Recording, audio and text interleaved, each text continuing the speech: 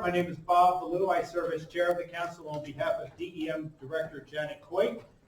We have an agenda before us, and all members of the council have what's known as an e-packet that they were provided prior to this meeting. I think it was close to 300 pages long. It's the entire record for all of the issues that are being addressed tonight. So I just want everyone to know that the council all has been provided with all of that information and has it before them tonight, if not actually before them in their computers or in their head.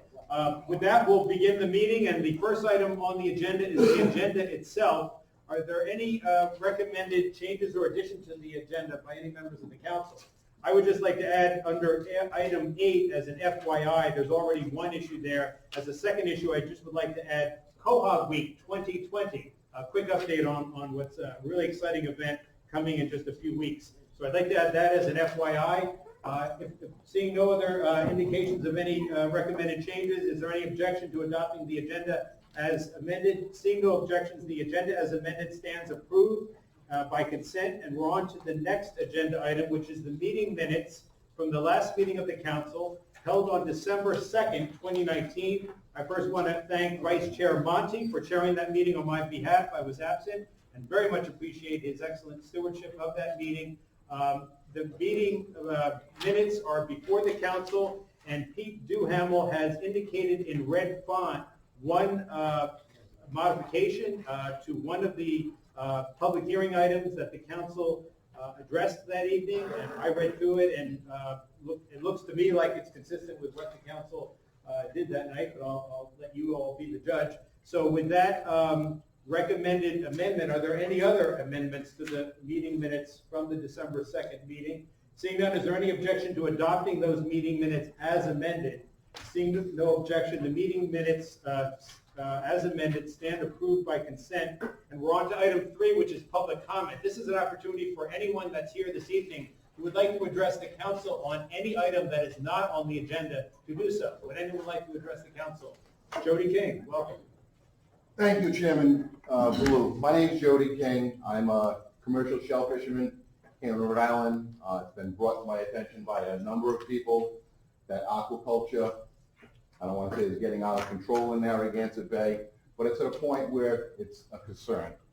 I was on this council from 2003 to 2011. I walked through aquaculture in the ponds. It was originally supposed to be aquaculture in Rhode Island, but the concerns were that of the ponds. So we concentrated on the ponds and came up with a great aquaculture plan for the ponds. With that said, we were supposed to start on something for Narragansett Bay. It kind of sort of got backburnered. I think it's time to bring it to the forefront again. I would like it to be on the Marine Fisheries Council agenda for next month's. Is that the way it should go, Jason? Yeah.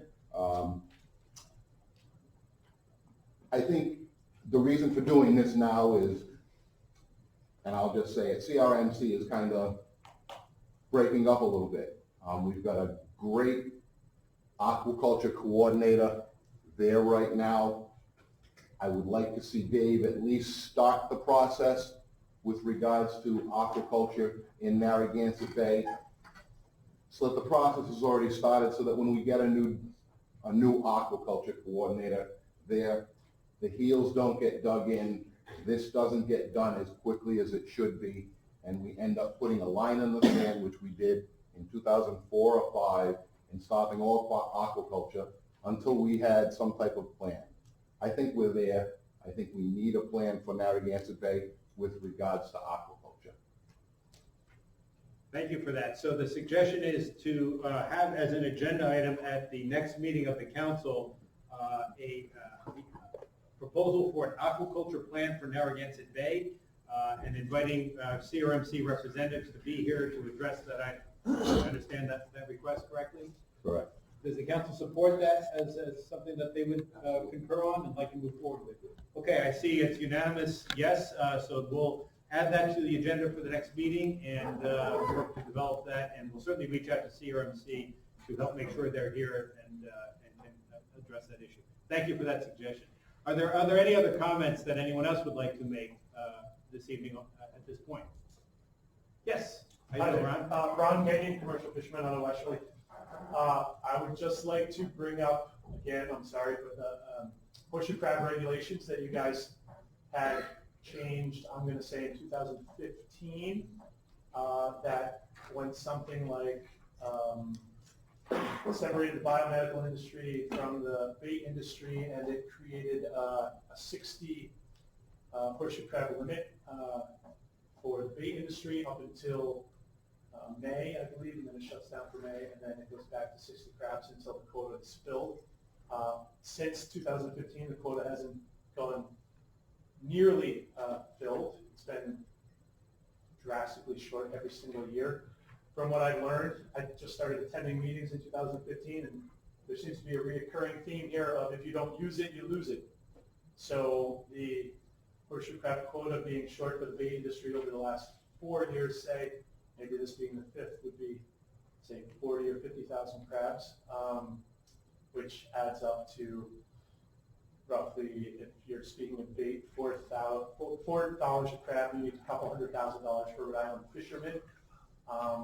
Just an interesting fact I'd like to bring up for the committee. I don't know if you're aware of this or not, but so I'm a horseshoe crab fisherman at times, sometimes biological, sometimes for biomedical, and then sometimes for bait.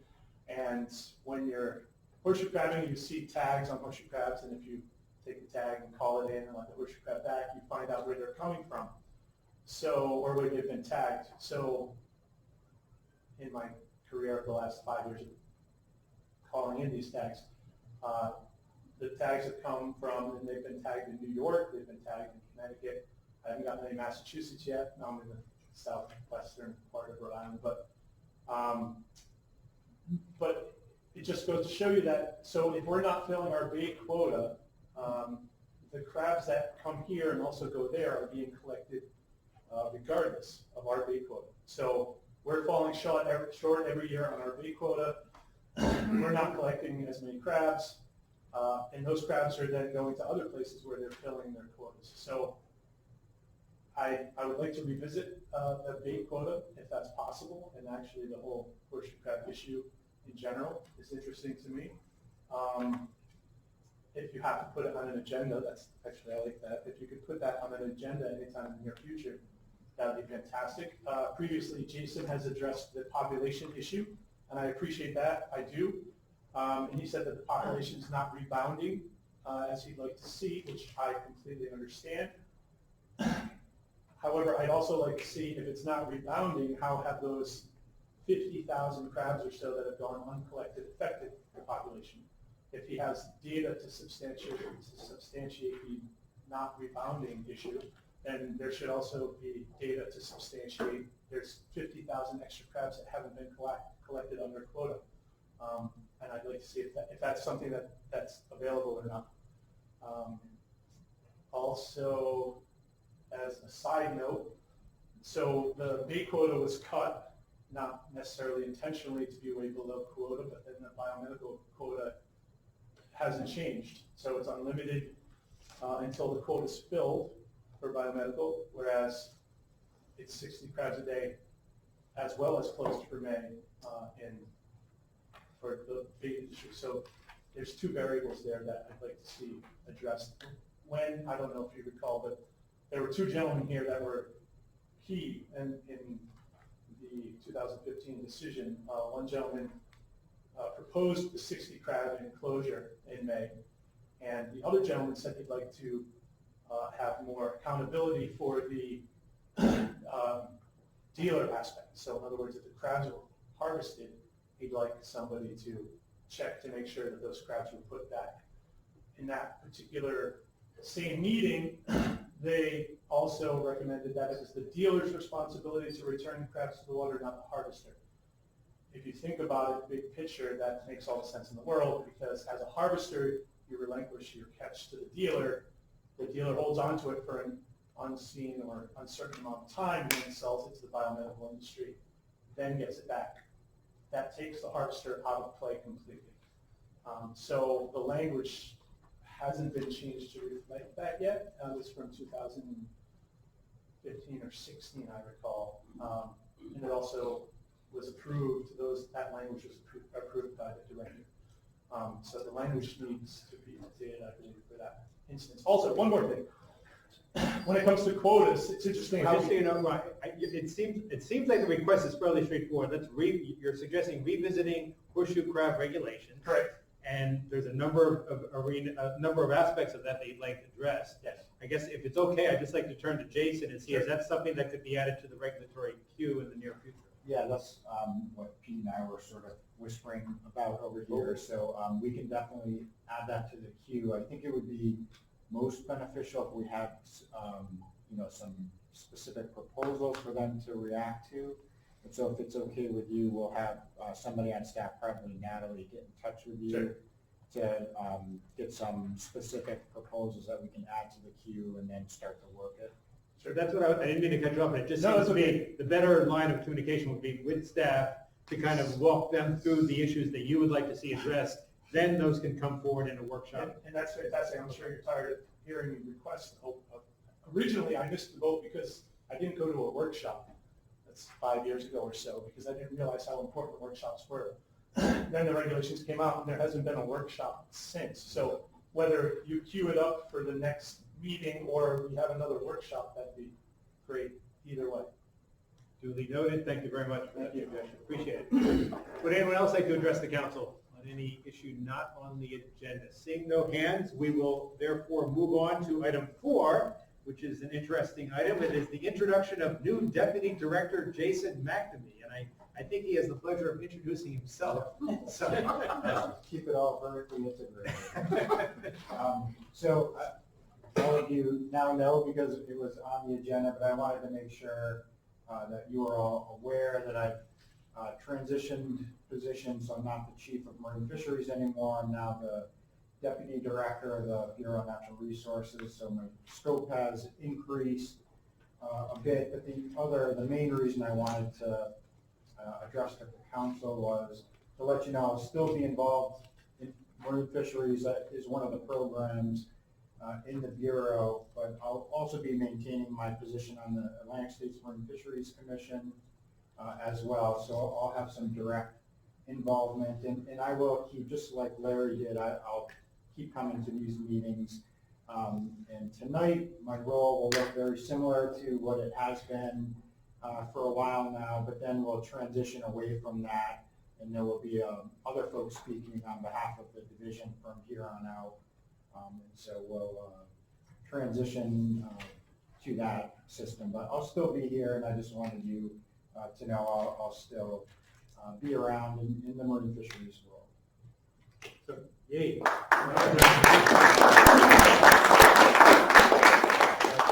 Congrats. Anything further on that item? I have a question. Yes. Who's going to take your job, Jason? Yeah. Because this is the guy we call when we don't know what's going on. It's Jason Jr. I think you could still call him, but I think as he was indicating, there will be a transition coming forward as far as a new Chief of Marine Resources. Yeah, so it's okay. Yeah. We will repost that position in the very near future, and we'll get somebody in that role in the short term. Connor McManus and Scott Olszewski, who are the 2 deputy chiefs, will be running the division, and they've got their roles kind of sorted out. So there's good leadership there in the short term, but we'll get a point so you all know who to talk to. All right, thank you. You're welcome. Congrats. Thank you. Okay, so we're on to item 5, which is likely to be the heart of tonight's meeting, and that is the review of the February 10th public hearing items. As we typically do, but just to kind of refresh, Pete will provide a quick summary of each issue. There'll be, I think, next go to Jason McNamee for perspective from the Division of Marine, from DEM, Division of Marine Fisheries. I also think we have someone here from our Division of Law Enforcement. And would you mind introducing yourself to the council, please? Sergeant Hill.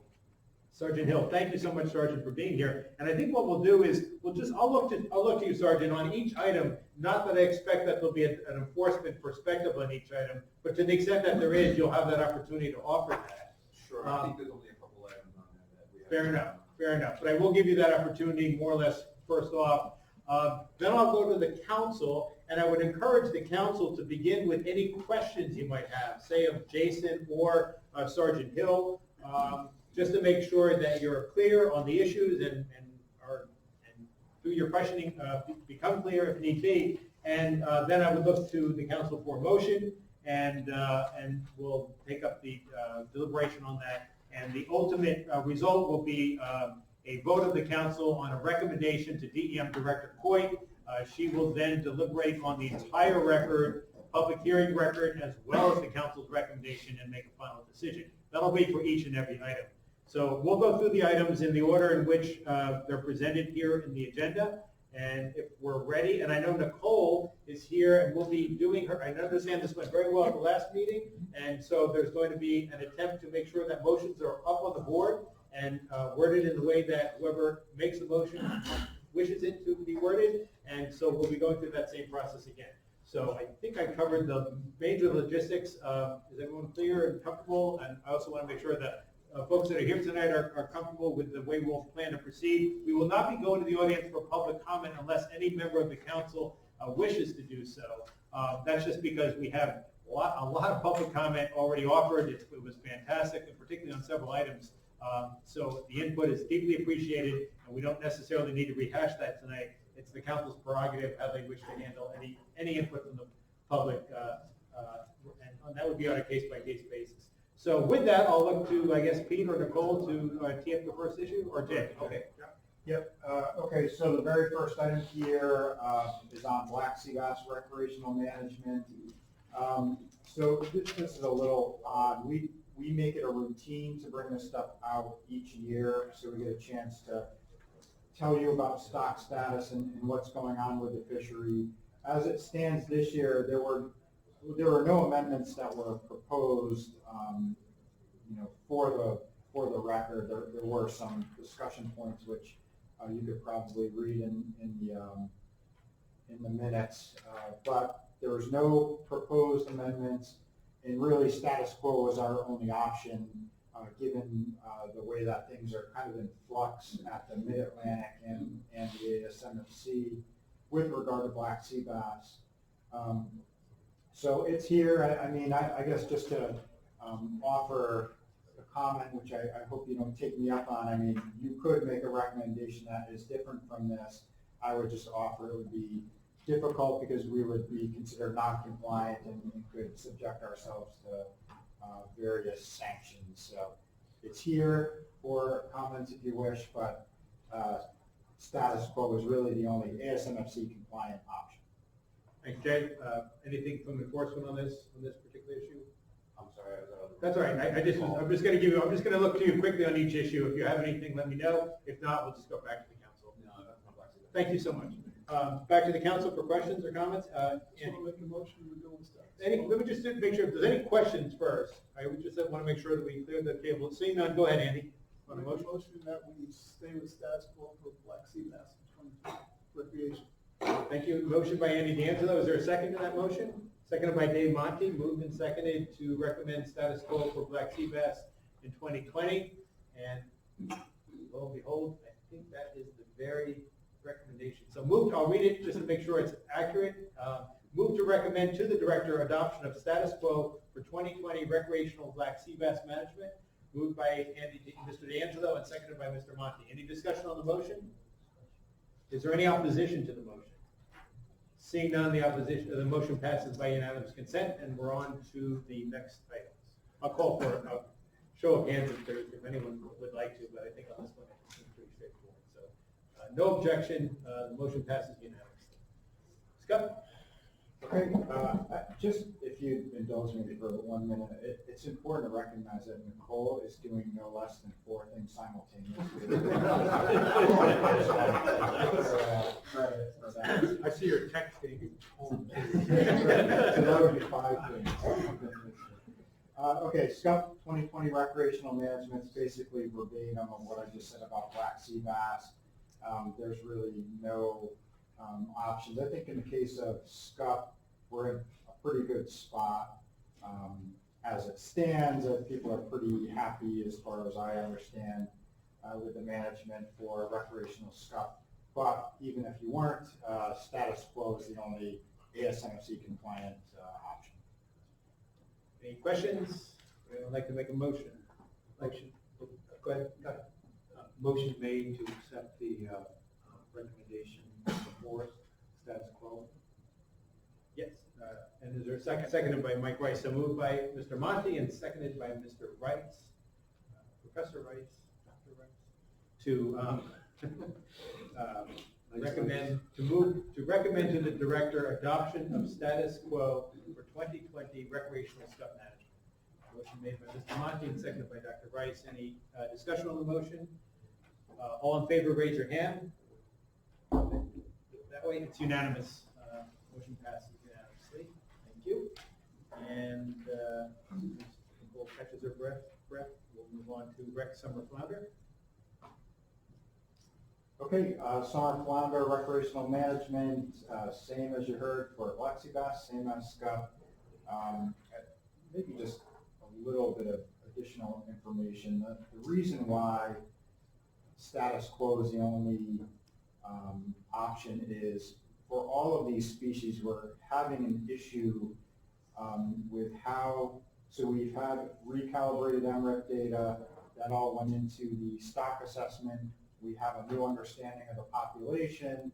What hasn't caught up yet is the management system, and so these species are all allocated between recreation.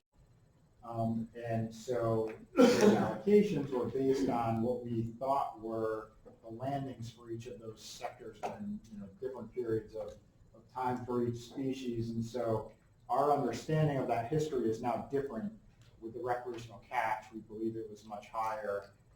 And so we're right now, and some of you were here, I think it was last week, there was an ASMFC hearing here on that very topic. So we're sorting through the management process at the federal and ASMFC levels, and so we're just kind of hitting the pause button for this year. And so I just wanted to offer that little bit of additional information, but summer flounder falls into that camp, and so status quo is the only ASMFC compliant option for summer flounder. Questions, comments? Would anyone like to make a motion? Chris Ryan? Make a motion to recommend status quo for recreational summer flounder. Is there a second to that? Seconded by Andy D'Angelo. Need to get it up. I'll read it into the record. Move to recommend to the director adoption of status quo for 2020 recreational summer flounder management. Motion by Mr. Ryan, seconded by Mr. D'Angelo. Any discussion on the motion? Council ready for the question? If so, all in favor, raise your hand. It's unanimous. Thank you. And next comes commercial summer flounder. Okay, here we have something a little bit different. So we had a process last November. We talked about the aggregate landings program, and we modified that program given the fact that the quota was going up for the commercial sector. And so, it was a normal hearing process. We went through the council process, and we adopted a set of regulations. What we did with that set of regulations was we went from aggregating over a 2-week period to aggregating over a single week.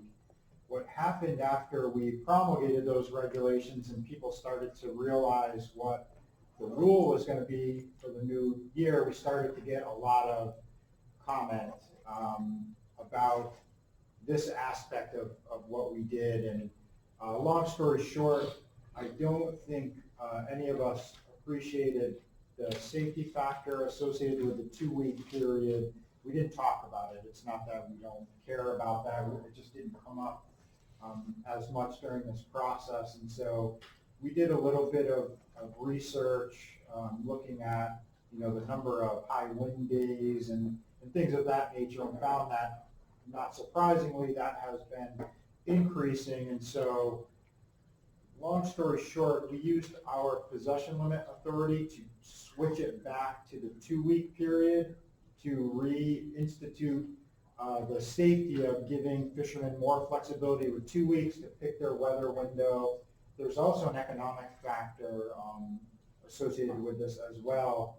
that is coupled with the safety factor. So taking all those things together, we felt that we had the ability to use our possession limit authority to change it back to a 2-week period. But rather than, so when we do that, we don't actually change the regulation on the books. And so to make sure that we don't get caught off guard next November, we are just following up here, codifying the change we already made with our possession limit authority. So we're starting from the correct regulation next year when we go back through this process. So I wanted to give you that background. This is just codifying the fact that we went from 1,000 pounds for 1 week to 2,000 pounds for 2 weeks. And that's all this change does. Thanks, Jay. Anything from law enforcement on this issue? No. Thank you. Any questions for Jason? Any, make a motion? Go ahead. Make the motion to basically keep the, well, to basically change it to 2,000 pounds per vessel by week. Is there a second to that? Second. So moved by Dr. Rice and seconded by Mr. Monti to recommend to the director adoption of a 2,000 pound per vessel bi-week possession limit for the winter subperiod of the 2020 commercial summer flounder aggregate landing program. Is that consistent with your intent as the makers of the motion? Thank you. So moved by Dr. Rice and seconded by Mr. Monti. Discussion on the motion? Council ready for the question? If so, all in favor, raise your hand. And it's unanimous. Thank you very much. Now comes the fun part. Recreational stray bass. All right. Oh, I'm sorry. Yeah. Yes, and of Yes, course. I'd like to, I've been informed that it would be wise to recuse myself. Yeah. I'm a member of the Party and Charter Boat Association, and the association submitted a letter on a position and inadvertently put the names of all the members on the letter, which kind of is a conflict, so I'm going to recuse myself and get the audience from this issue. Thank you. Same Andy, you choose to recuse for the same reason? Thank you. So we have 2 members of the council who choose to recuse on this agenda item. That means it'll be, the rest of the council will be taking this issue on. And, but before we get to that point, I'll look to Jay to kind of review the options. Okay, so up on the board are a number of options, excuse me, for recreational management of striped bass. So there was an action at the ASMFC. There was an approved coast-wide measure. You see that one up on the board as the ASMFC Addendum 6 consistency proposal. And so that's a single slot limit for all modes, 28 inches to less than 35 inches. We also put forward a number of conservation equivalency options. The 2 that remain as viable options for us in Rhode Island are up on the board there as noticed, option number 2, and then the additional option that wasn't noticed. So those are also viable options for Rhode Island. We had worked really hard with our neighboring states to develop some regional proposals that we thought would be a better fit for Rhode Island and for those states, New York and Connecticut specifically. But in the end, the states of New York and Connecticut, during the commission meeting, backed out of those regional proposals, and once they were not a part of the region, we couldn't do those options anymore. So you see that that's why that's up there, but struck out. It was a viable option until the dynamics changed at the ASMFC meeting. And so what we're left with are the 3 options up on the board. And if it's okay with you, Mr. Chair, I'd like to yield to Nicole to give a little bit more information on the nuances between the options available. Great. Nicole? Thanks, Bob and Jay. So just a few things to point out. One is that these options are mutually exclusive, and so the slots that you see for the different modes are just that. There's no mix or match. So we can't, for example, adopt 28 to less than 35 for private and shore and then do 30 to 40 for hire. specifically as they're up on the board. The other thing to point out is that what also happened at the commission meeting, what Jay alluded to, was that most of the other states have adopted or indicated they plan on adopting the coastwide option, 28 to less than 35-inch fish. So if we go with one of these CE options, we'll be the only state from Maine to New York that has something different. And the board did talk a lot about having consistency. Along with the consistency conversation came up the equitability conversation. We would be one of the few states that are actually allowed to harvest a larger fish that's over 35 inches, or actually over 34.99 inches. The other states would have 35 inches as their cap, and one of the points of the addendum and these smaller slots was to protect the larger spawning females, and so the board talked a lot about that. A lot of other proposals were actually rejected by the board for other states that didn't have a cap, so they didn't like that our proposal was a slot with a cap. They rejected some other proposals that were just increasing minimum size. So they did like that we topped it off at 40 inches, but they still had the conversation that we would be allowing our Rhode Island fishermen to harvest larger fish that the other states from New York to Maine would not be able to harvest. And then over the past couple of years, we've seen a lot of criticism of the CE proposals. In particular, a few particular proposals in states that have come forward. And so the board talked about it a lot and just wanted to make you aware that they do plan on addressing accountability for CE proposals going forward. They're not quite sure how they're going to handle that yet, whether it's going to be some sort of report out after the first year of implementation to see if they actually met the target reductions and would have to take subsequent reductions if they didn't, or if it's going to go into a future management document. But I just wanted to make you aware that that's been a criticism over the past couple of years, and they do plan on addressing that. And the last and big item that kind of separates the options are the reductions that they actually achieve on paper.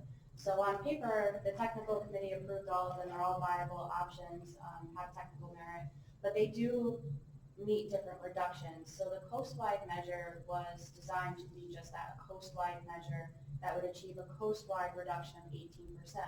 To get to that 18%, some states, if they adopt 28 to less than 35, they would be taking less than 18%.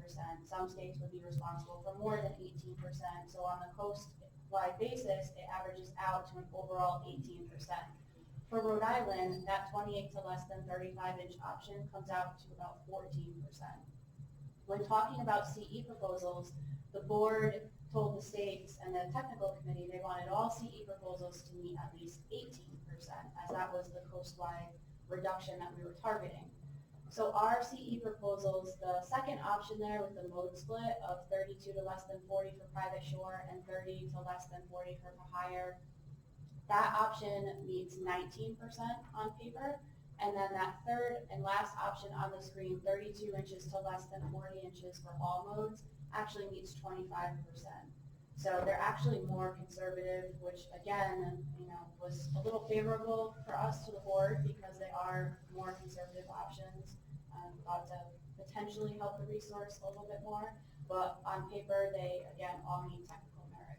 So just thought you should have all that information before making a recommendation. Thanks. Back to Jay, does the division have a preferred option?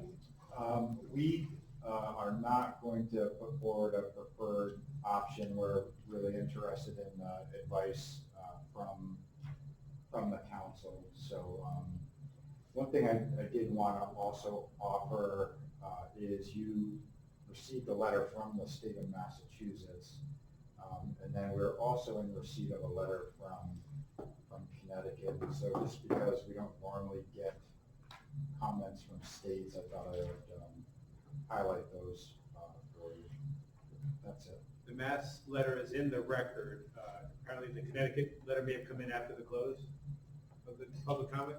Right, so I don't see it in there. the Connecticut letter came in after the public comment period, so it's not a part of the record. Okay, Mr. Hill, does the Division of Law Enforcement have a perspective on this recreational striped bass issue? Yes. So we see as all modes being enforceable. However, we want to preserve consistency with other states, we'd like to see addendum 6. Also, secondly, that option also limits the opportunity for illegally taken striped bass to then be sold to Massachusetts, which, as you know, is a larger problem that we see in this. So with closing that window from 40 to 35 would limit obviously the size class fish being landed within the state and then being taken out. Thank you for that. At this point, I'll go to the council for questions. So that could be to Nicole, to Jason, to Sergeant Hill on any of the information that was just presented. Yes, Chris? I think, Nicole, you could probably answer this, but just so I'm absolutely clear, and I was at the hearing on this matter, but these percentages, are these numbers of fish percentages, or are they weight percentages? What are the percentage goals? You mentioned the 18% and 19%. What is that based on? It's all based on numbers of fish, and it's all relative to 2017 removals. Additional questions? So anyway, I would take any comment from the audience if they're. That's your prerogative. So with that, I'll go to the audience. What I would suggest is, let me just, by a show of hands, and I would hope there would be not that many, who would be interested in offering additional comment, particularly on any issue that has not already been addressed in the public record. I see one hand, so I'm just going to, right now, I see 2 hands. So I'm going to just, for now, limit it to just the 2 hands that I saw go up, and then we'll bring it back to the council. If the council wants to go back out, we can do that. But I just saw 2 hands, so I'll go first. Dave Monte, who is speaking as a member of the public on this. Yes, it's a sort of a follow-up to Chris's question on the percentages. And in reference to Jason's mentioning the Massachusetts and Connecticut letters. In reading the letters in the record, particularly the Massachusetts one, they pointed to Rhode Island having a different size than neighboring states in the havoc that would create, where fish in the 35 to 40 length area would be protected from Maine to Massachusetts and Connecticut to New York. However, it would be open harvest in Rhode Island for those fish. While the 28 to 32 inch fish, or the 28 to 30 inch fish length that would be protected in Rhode Island would be open to harvest from Maine to Massachusetts to Connecticut to New York. So the point being is that this throws off kilter the conservation equivalency numbers, because it's not a coastwide on load 28 to 35 inch. And I'm wondering, we're talking 18%, 19%. Do we know what percent it would be if, this is a ridiculous question because I know we don't know the answer to this, but maybe you could shed some light on what does happen if Rhode Island does not have the same slot limit as the other states. Do the fish take a beating, and does it throw off the numbers coastwide? And is there a chance of us achieving even under 18%? That's my question. Cole, you want to take a stab? Sure.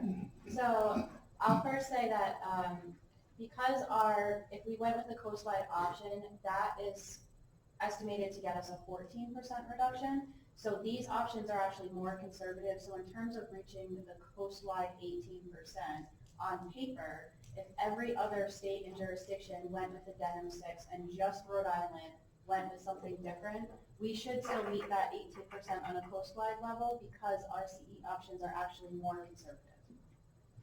So that was one part of it.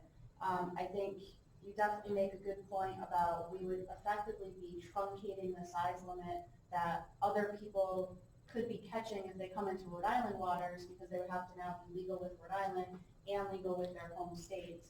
That's one thing. The impact it's going to have on those certain sizes of fish, the big concerns to the board have been the 2011, 2014, and 2015 year classes. So the 2011 year class has already been taking quite a beating. Even if we went with the coastwide option, the 2011 year class is still within that slot, so we're still gonna be targeting it. The 2014 and 15, 2014 is sort of just getting into the legal size. It's in the lower end. So perhaps if we went with the 32 to 40, we might not be targeting that year class as much. And then the 2015 year class is not really of age yet to be targeted by the recreational fishery. May I ask a follow-up? just Sure. So I understand. So, Nicole, just so I understand crystal clear here, is that if we were to go with a different option, meaning the split mode option by way of example, it would not affect coastwide reductions. So just to clarify, it would not on paper affect the coastwide reductions. One thing that the technical committee really tries to stress to the board whenever we go through an exercise like this is that these are all calculations and estimates done on paper. There are a lot of assumptions and caveats that go into these. And two of the biggest factors driving what we see in terms of harvest for striped bass is effort and then the availability and size distribution of striped bass. And so, for example, in 2018, we had a very low year for harvest. And if we had looked at options that were relative to 2018 instead of 2017, it would have told us that we didn't really have to do much at all because 2018 harvest was so low compared to 2017. We knew that we had to do something, which is why we chose 2017, but it does illustrate the fact that harvest can fluctuate very drastically from year to year in the absence of any regulatory change because of effort and the availability of fish. So on paper, it says we're going to meet the reduction, but we honestly, we may or may not, depending on those two factors. Thank you. I've got Rick and Q, but let me go to Chris. Right. So I'll follow up on this concept because this is sort of where I was going on these percentages, and I assume this coastwide solution is just that. We're talking about Maine to New York all the way down. And you're talking about effort and numbers of fish.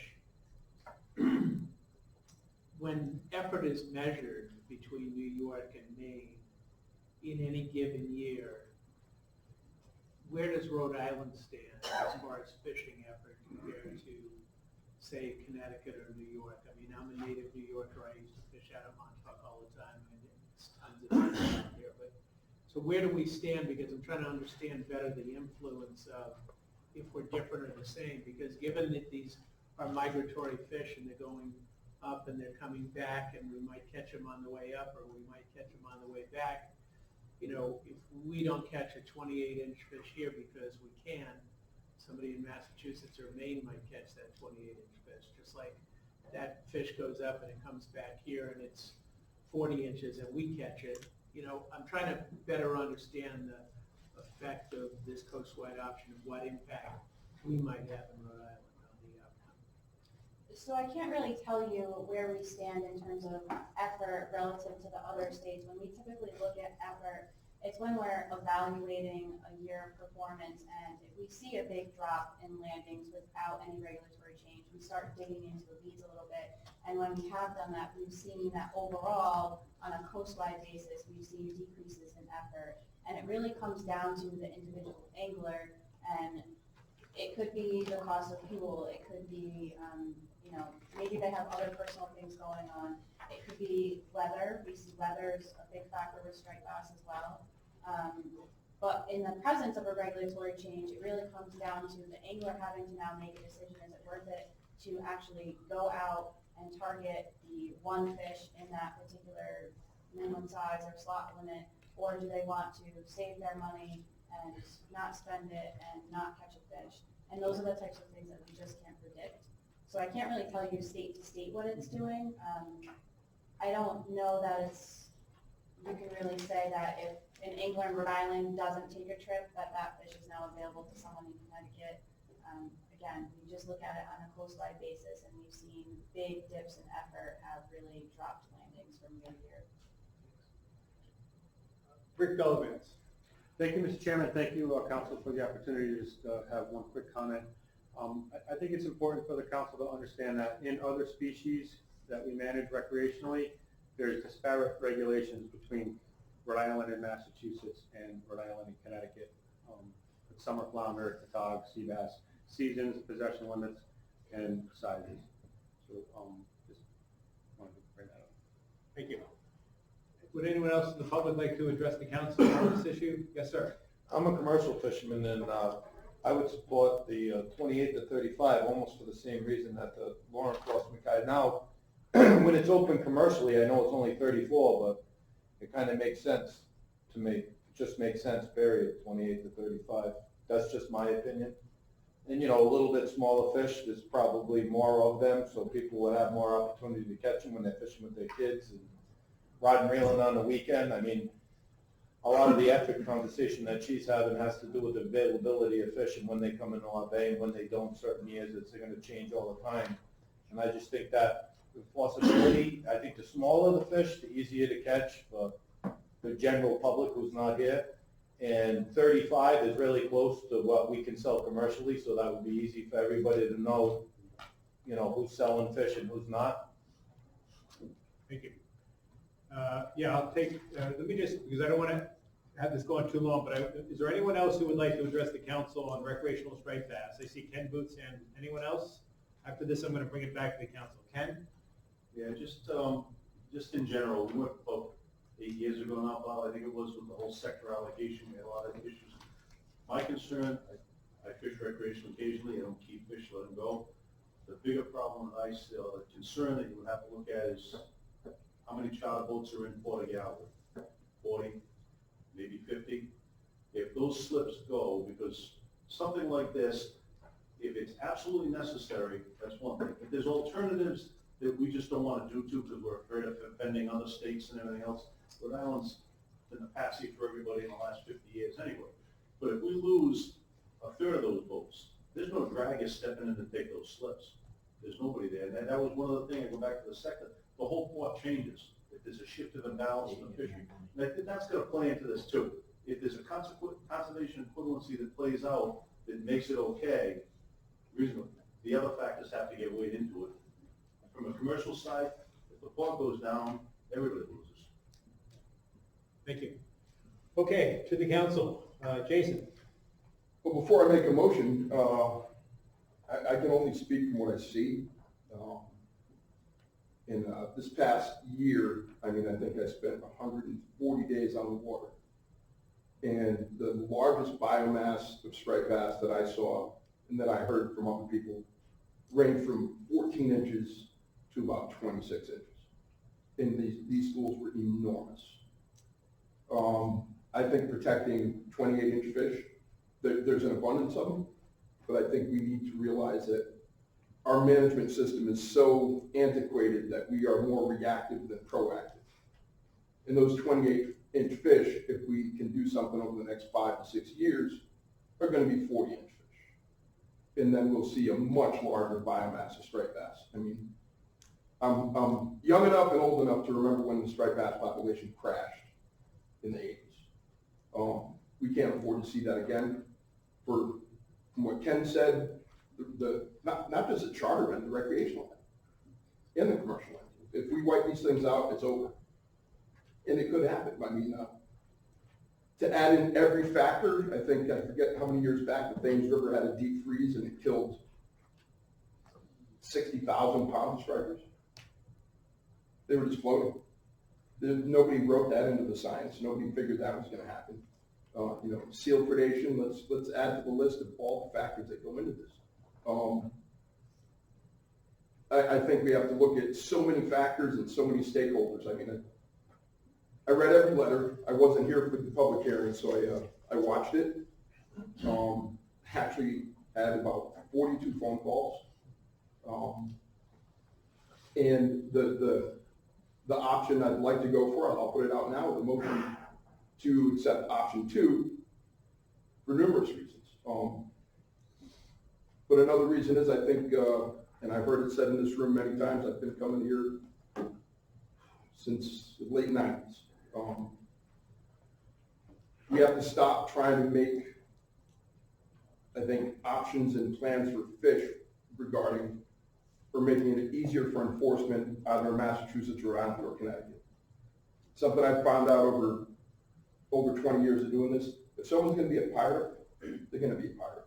If someone's gonna break the law, they're gonna find a way to break the law, and they're gonna get away with it. You know, until the fines and the punishment for these, you know, issues, you know, is fitting, then people are just gonna keep doing it. It's the cost of doing business. I mean, we've seen them blackfish for, 20 years. But I've also seen the charter business get hurt from, the scup issue years ago because, again, antiquated science said there weren't many scup around. So they closed the scup fishery in October, just about put some of these guys out of business. So there's so many people involved, so many stakeholders. Like I said, my head was spinning from just phone calls. And I mean, I fish the surf, I fly fish, I commercial fish, I work party charter boats, gill netters, draggers. I think it's a really delicate issue. We've all seen it in this room so many times. It gets heated. So anyway, I'd like to make a motion to accept option 2. Well, thank you for that, and there is a second. So we have a motion, let's get it up on the board, and then I'll open the floor to the council for discussion on the motion. So let's make sure we've got this right. Move to recommend to the director adoption of a maximum size of 32 inches to 40 inches, or to under 40 inches, for private shore modes, and a maximum size of 30 inches to under 40 inches for the for-hire mode for 2020 recreational striped bass management. Motion made by Mr. Jarvis and seconded by Dr. Rice. Is that? Yep. So we have the correct motion up on the board. Discussion on the motion by the council. Council ready for the question? If so, I will call the question and ask for a show of hands. All in favor of the motion, please raise your hand. 1, 2, 3, 4, 5. Opposed? 1. The motion passes 5-1. Thank you. And I'll invite Andy and Dave back to the table for the next item, which is commercial striped bass.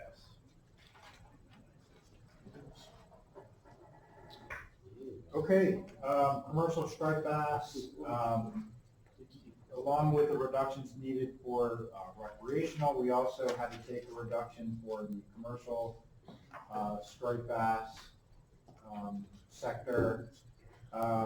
One thing to note here is because we have a quota, we made that fairly straightforward, so we just basically took an 18% reduction in the quota. And so what these options represent are ways of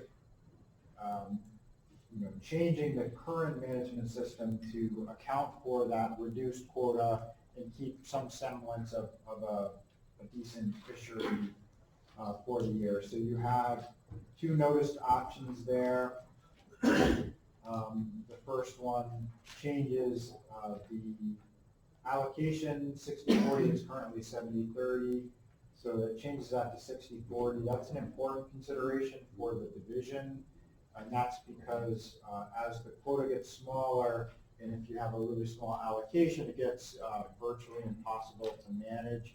In the case of striped bass, it's particularly difficult because it's kind of a pulse fishery. It kind of is slow, and then all of a sudden landings will skyrocket. So it's a tough fishery to manage as it stands. And so that's why we're recommending changing back to 60-40, which is what it was in the past. We also have added a closed day. Up on the board, we have Thursday, Friday, and Saturday. However, any 3-day period is fine. So if your preference was for Sunday, that's fine by us as well. And so here you have 2 other options. One changes the possession limit from 5 fish down to 4 fish as the mechanism to kind of slow that catch rate down. And then there was a third option that wasn't noticed but came up at the workshop, and that was to drop 2 fish from the vessel. There should be vessel per day, correct, Nicole? Yes, if you're on a vessel, it's per vessel. Yeah.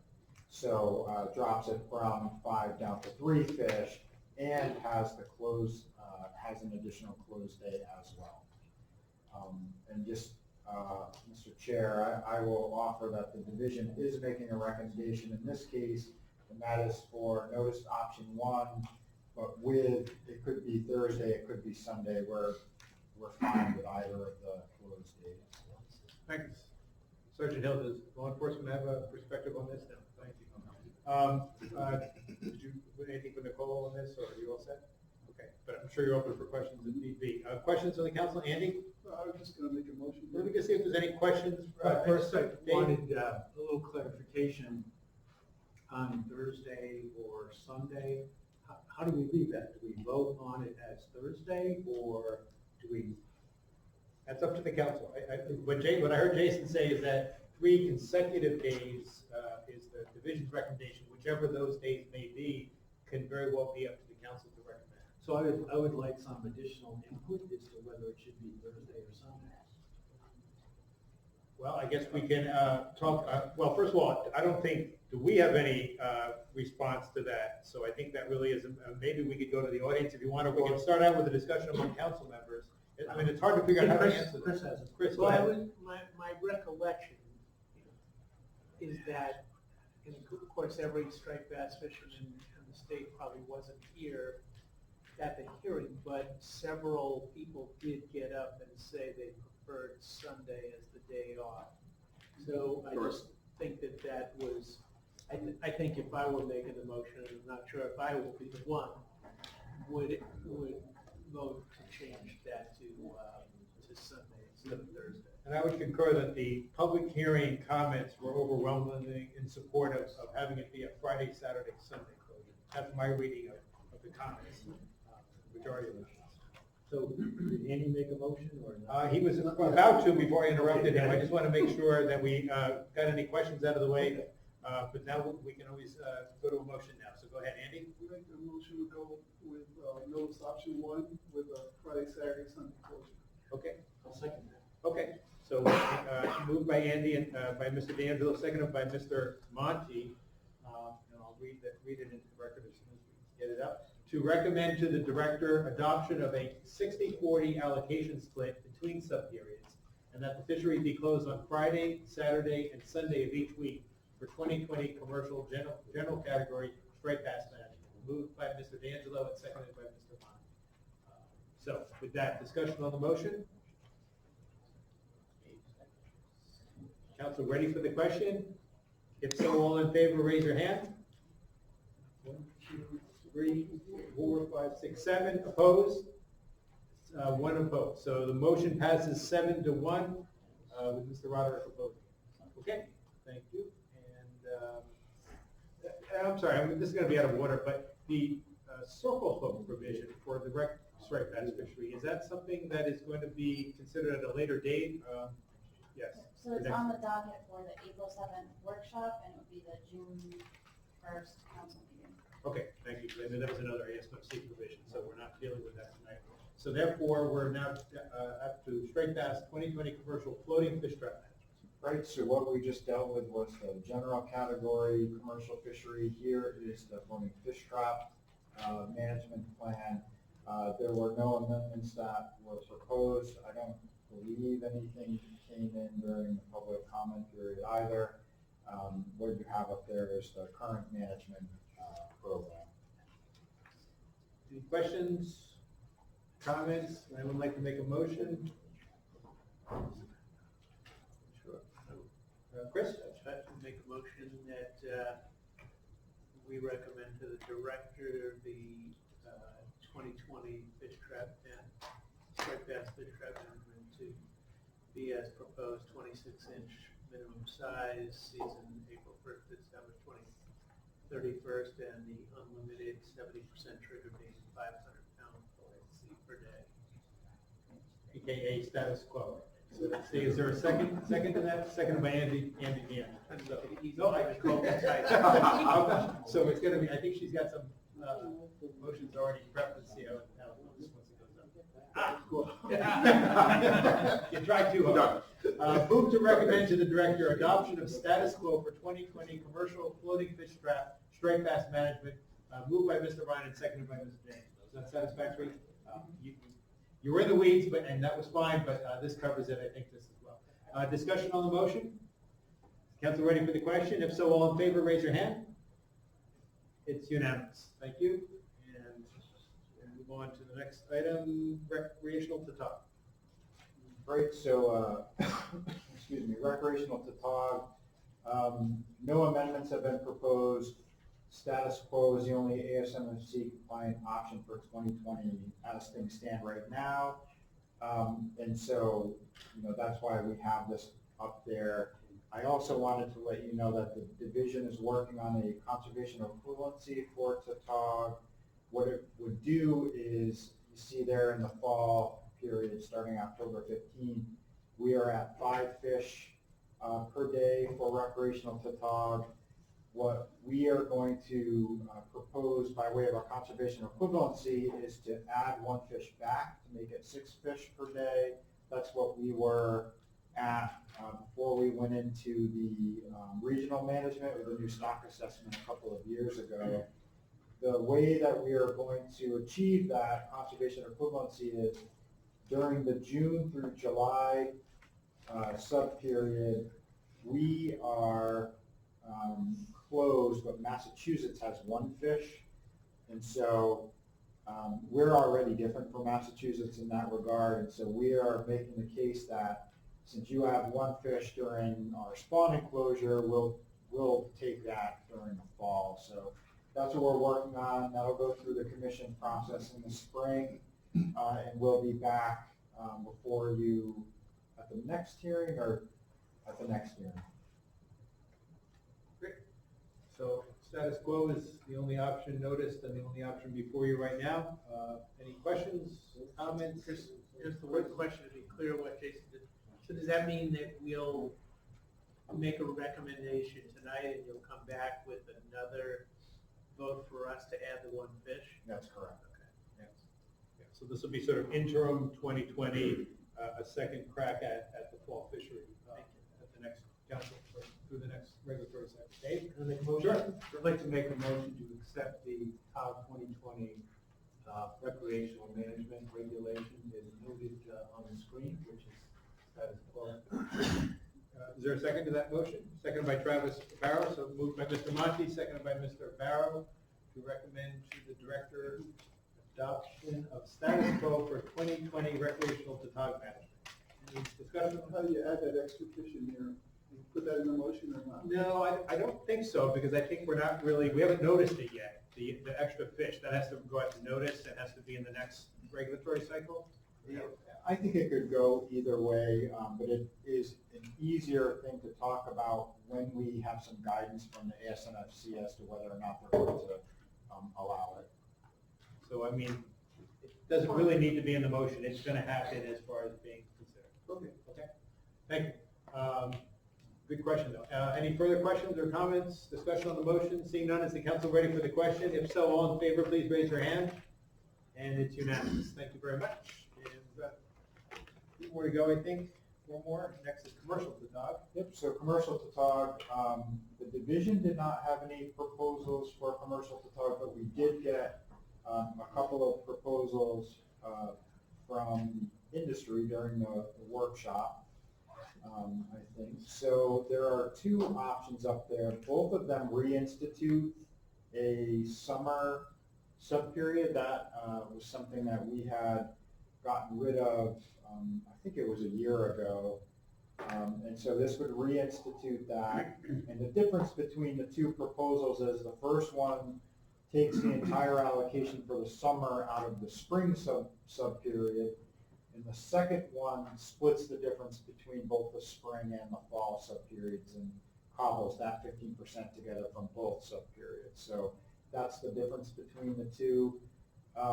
Just to not seem inconsistent with what I was saying before about striped bass commercial, for Tautog in particular, in that summer sub-period, that period has really low catch rates. And so the landings come in very slowly, we can track them and react to them well enough. So 15% in the case of Tautog is enough for us to manage. So either option would be viable and manageable from the division's perspective. And I don't see Sergeant Hill aiming to jump in, so I assume there's no law enforcement perspective on this, so thank you for that. Questions or comments? Andy? Jason, that 15%, is it better to take that off the spring season? Could the actual spawners that be in there somewhere?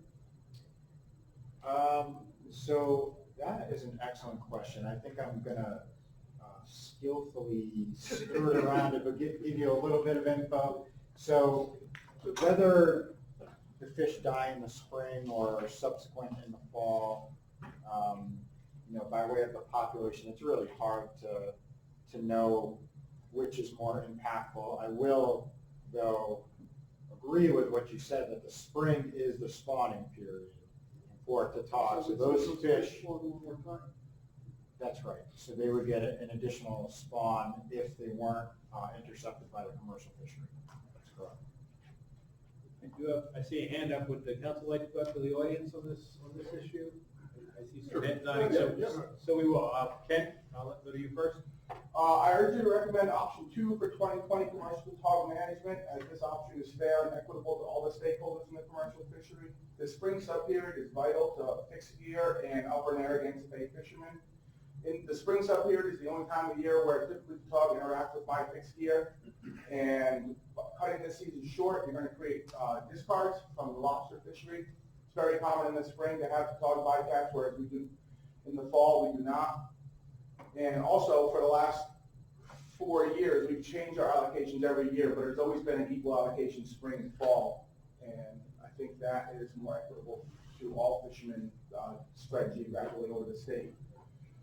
Also, our commercial quota is about 1/5 of what gets taken recreationally. So by the time you figure out 15% of a fifth, you're ending up with a really small number of fish that get one additional spawn. But at the end of the year, they're killed anyway, and they're not going to spawn again. So I don't think the advantages outweigh the costs of that. That spring subperiod is really important to us mixed fisheries fishermen. It's often the first income we have after a long winter with no big fish. Thank you for that input. Yes, sir. I'm Mike Monteforti, commercial fisherman. To go to my argument against the spring opening is the fish themselves, the quality of the fish. If you're going to sell that fish on the market, the quality is called carbolic. The meat quality is very, very poor because the fish is coming in to spawn, hasn't eaten, and they're going to, and they because they don't eat, it draws the quality out of the meat. And to his point, it isn't a bycatch. If you're catching that fish in a trap, you upend the trap and you put the fish back. And if he's a commercial fisherman, he has the same right as I do to catch that fish when it's the most valuable, the best quality, and has been allowed to spawn. That is the biggest thing. You're killing the breeders. They're coming in, they go in the traps, and they're loaded with eggs and spawn. So which of these two options do you support? I support take the allocation out of the spring, put it in the fall, when the fish are the best. Which is the opposite of what Ken just said. Absolutely. And I have the years of experience in the fishery. Understood. Appreciate both your perspectives. Is there anyone else who would like to weigh in on this? Yes, John? I agree with both of them to an extent, so I think option 2 would probably be the best. I fish in the bay and out front. I catch them year round. And anytime that I don't have to throw over a dead fish in a dragger would be a good thing for me. That's why I like option 2, because it just gives you more time. Anything that is more aggregate or more time or more where you can go fishing and you don't have to throw anything over dead is good to me, and option 2 makes more sense. And I'm sorry, sir, I may have mischaracterized your position. Were you agreeing with the option 2, or were you? No, I think in all actuality, I don't want to see the fish harvested in the spring at all because of the overall quality. And if you're grabbing that 15% from the spring run, and with it, I'm not a dragger. I fish for 'em with a rod and reel. So if I don't have any bycatch. Whatever I catch goes right back into the drink alive. Understood. Yep. I see another hand here. I'm just going to go around to, go ahead, sir, go ahead. John Martini, commercial fisherman. The workshop, I mean, most of the people approved option one. Check the records, I think the workshop we had, the votes went more towards one than two. Thank you. I'm going to go back to the council now for further consideration or a motion. Dr. Rice? I'd like to make a motion, and the motion would be to adopt option one. Comes up 35 allocation in April and 15% in the summer. Is there a second to the motion to recommend adoption of option one? Andy? So moved and seconded to recommend to the director adoption of an August 1 through September 15 subperiod for 2020 commercial Tautog with an allocation of 15% to be taken from the April 1, May 30 subperiod. Moved by Dr. Rice and seconded by Mr. D'Angelo. Discussion on the motion?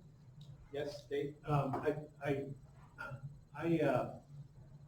in support of a sort of a balanced spring and fall season so that all of our fishermen can take advantage equally in regard to this fishery. So I just want to share that.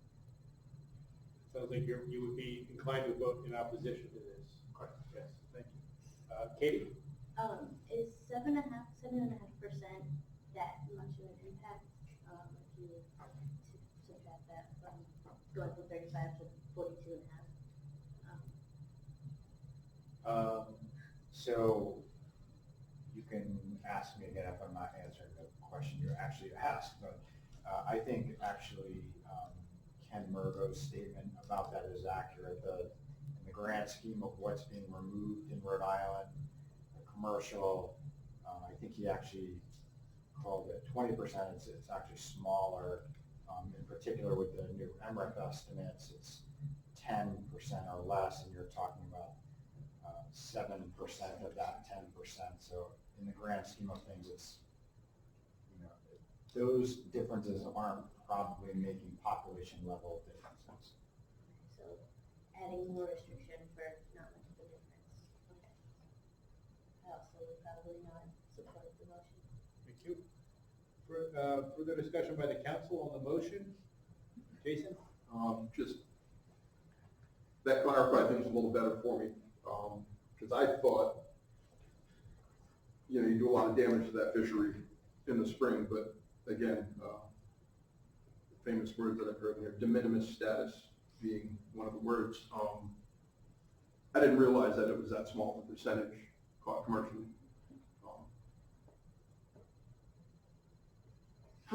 So, yeah, I mean, I did. Well, we're still deliberating, Yeah. so that's where we are, and I do see another. That's I all. don't want to go. Fish 2 weeks a year or something, I mean, fishing counts. I know Ken's been eager to jump in so one more time, Ken. Just want to make the point that I don't see this argument being made in the recreational fishery to take them away from the spring, so it just seems to be consistent. It should either be the whole fishery or none of the fishery.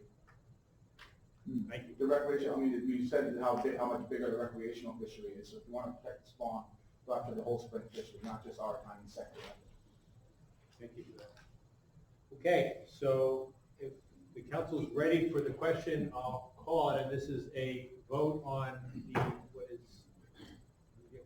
is this option 1 or 2? This was option 1, and again, it's to establish that August 1 through September 15 subperiod, which is new, assigning it an allocation of 15%, all of which is to be taken from the April 1 through May 30 subperiod. So if the council is ready for the question, I'll call for a vote on this motion. All in favor, please raise your hand. 1. Opposed, please raise your hand. 1, 2, 3, 4, 5, 6, 7. So the motion fails. 1 in favor, 7 opposed. And would anyone else like to make? I'd like to make a motion that we adopt recommendation to go with option 2. Okay, I think Nicole will be able to figure that out. Oh, is there a second? I'm sorry. Seconded by Katie Egan. So moved by Mr. Monty, seconded by Ms. Egan to wait.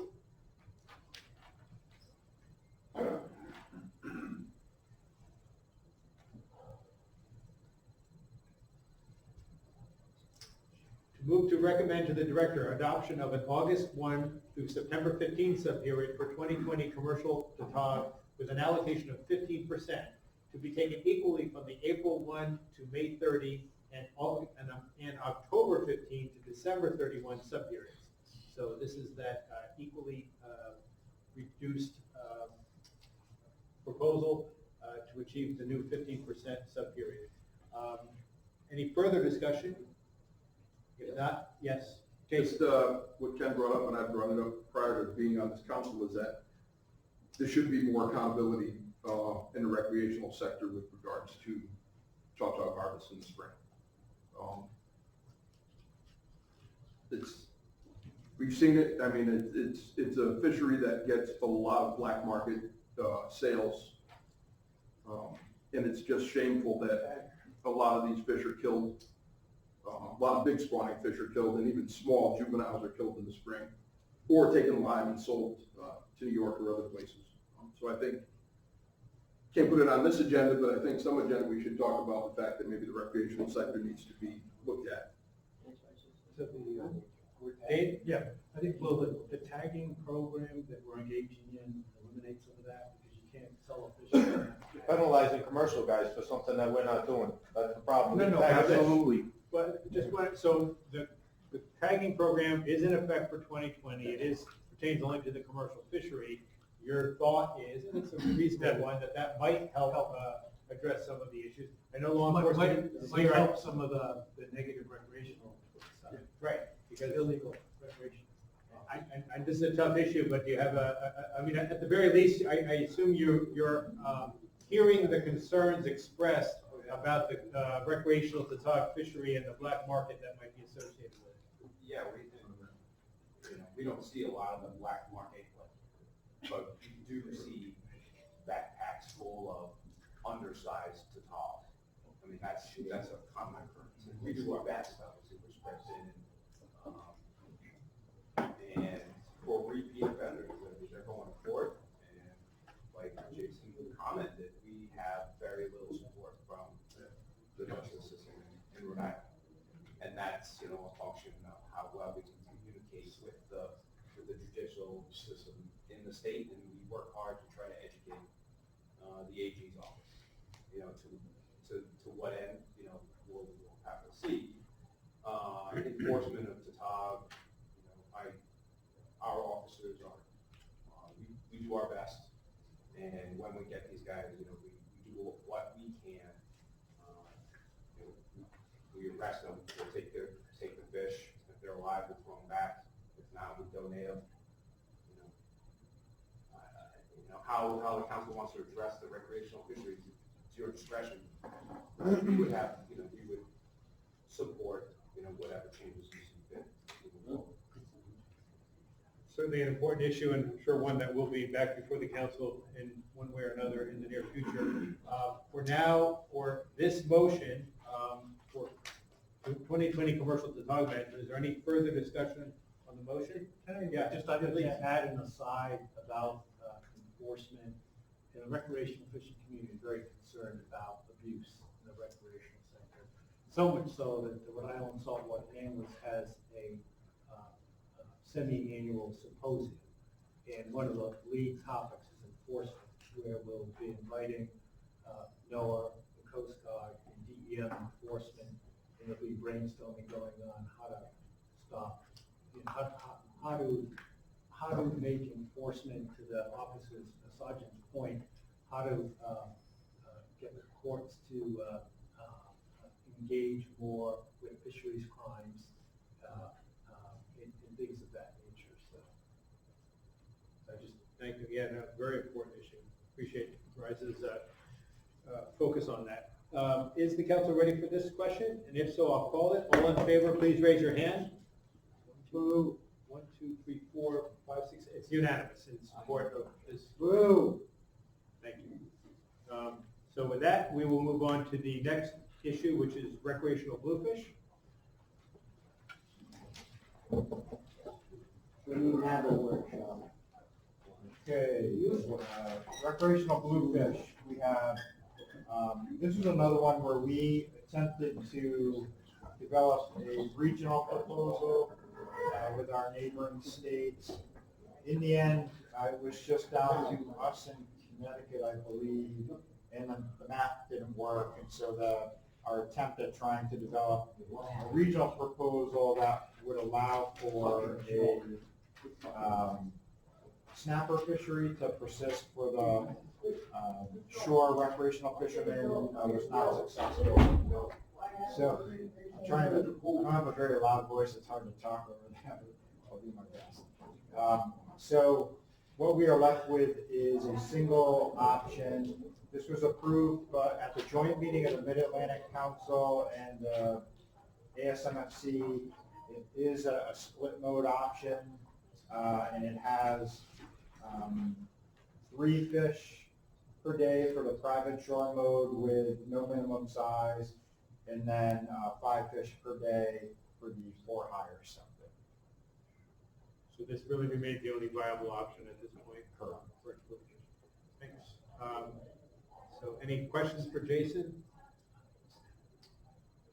Any wishing to make a motion on this issue? Feel free, Chris. I'll make the motion that we recommend notice to option number 1. Is there a second to that? Seconded by Andy D'Angelo, moved by Mr. Ryan, and seconded by Mr. D'Angelo to recommend to the director adoption of a 3-fish bag limit for the private shore modes and a 5-fish bag limit for the for-hire mode for 2020 recreational bluefish management. Again, moved by Mr. Ryan and seconded by Mr. D'Angelo. Discussion, Dave? I'd like to just emphasize what Jason had mentioned about the snapper blues.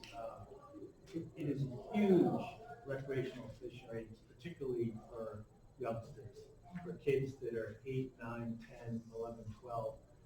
The dock where I dock my charter boat is filled with kids all over the bulkhead, trying to catch snapper blues. And I can't impress upon everyone, and I think we all know how important a fishery this is for the youth in Rhode Island, and we're missing that. And anything that we can do moving forward to sort of salvage that in some way, shape, or form would be appreciated. Yeah, I mean, looks like Nicole, you have a thought on this?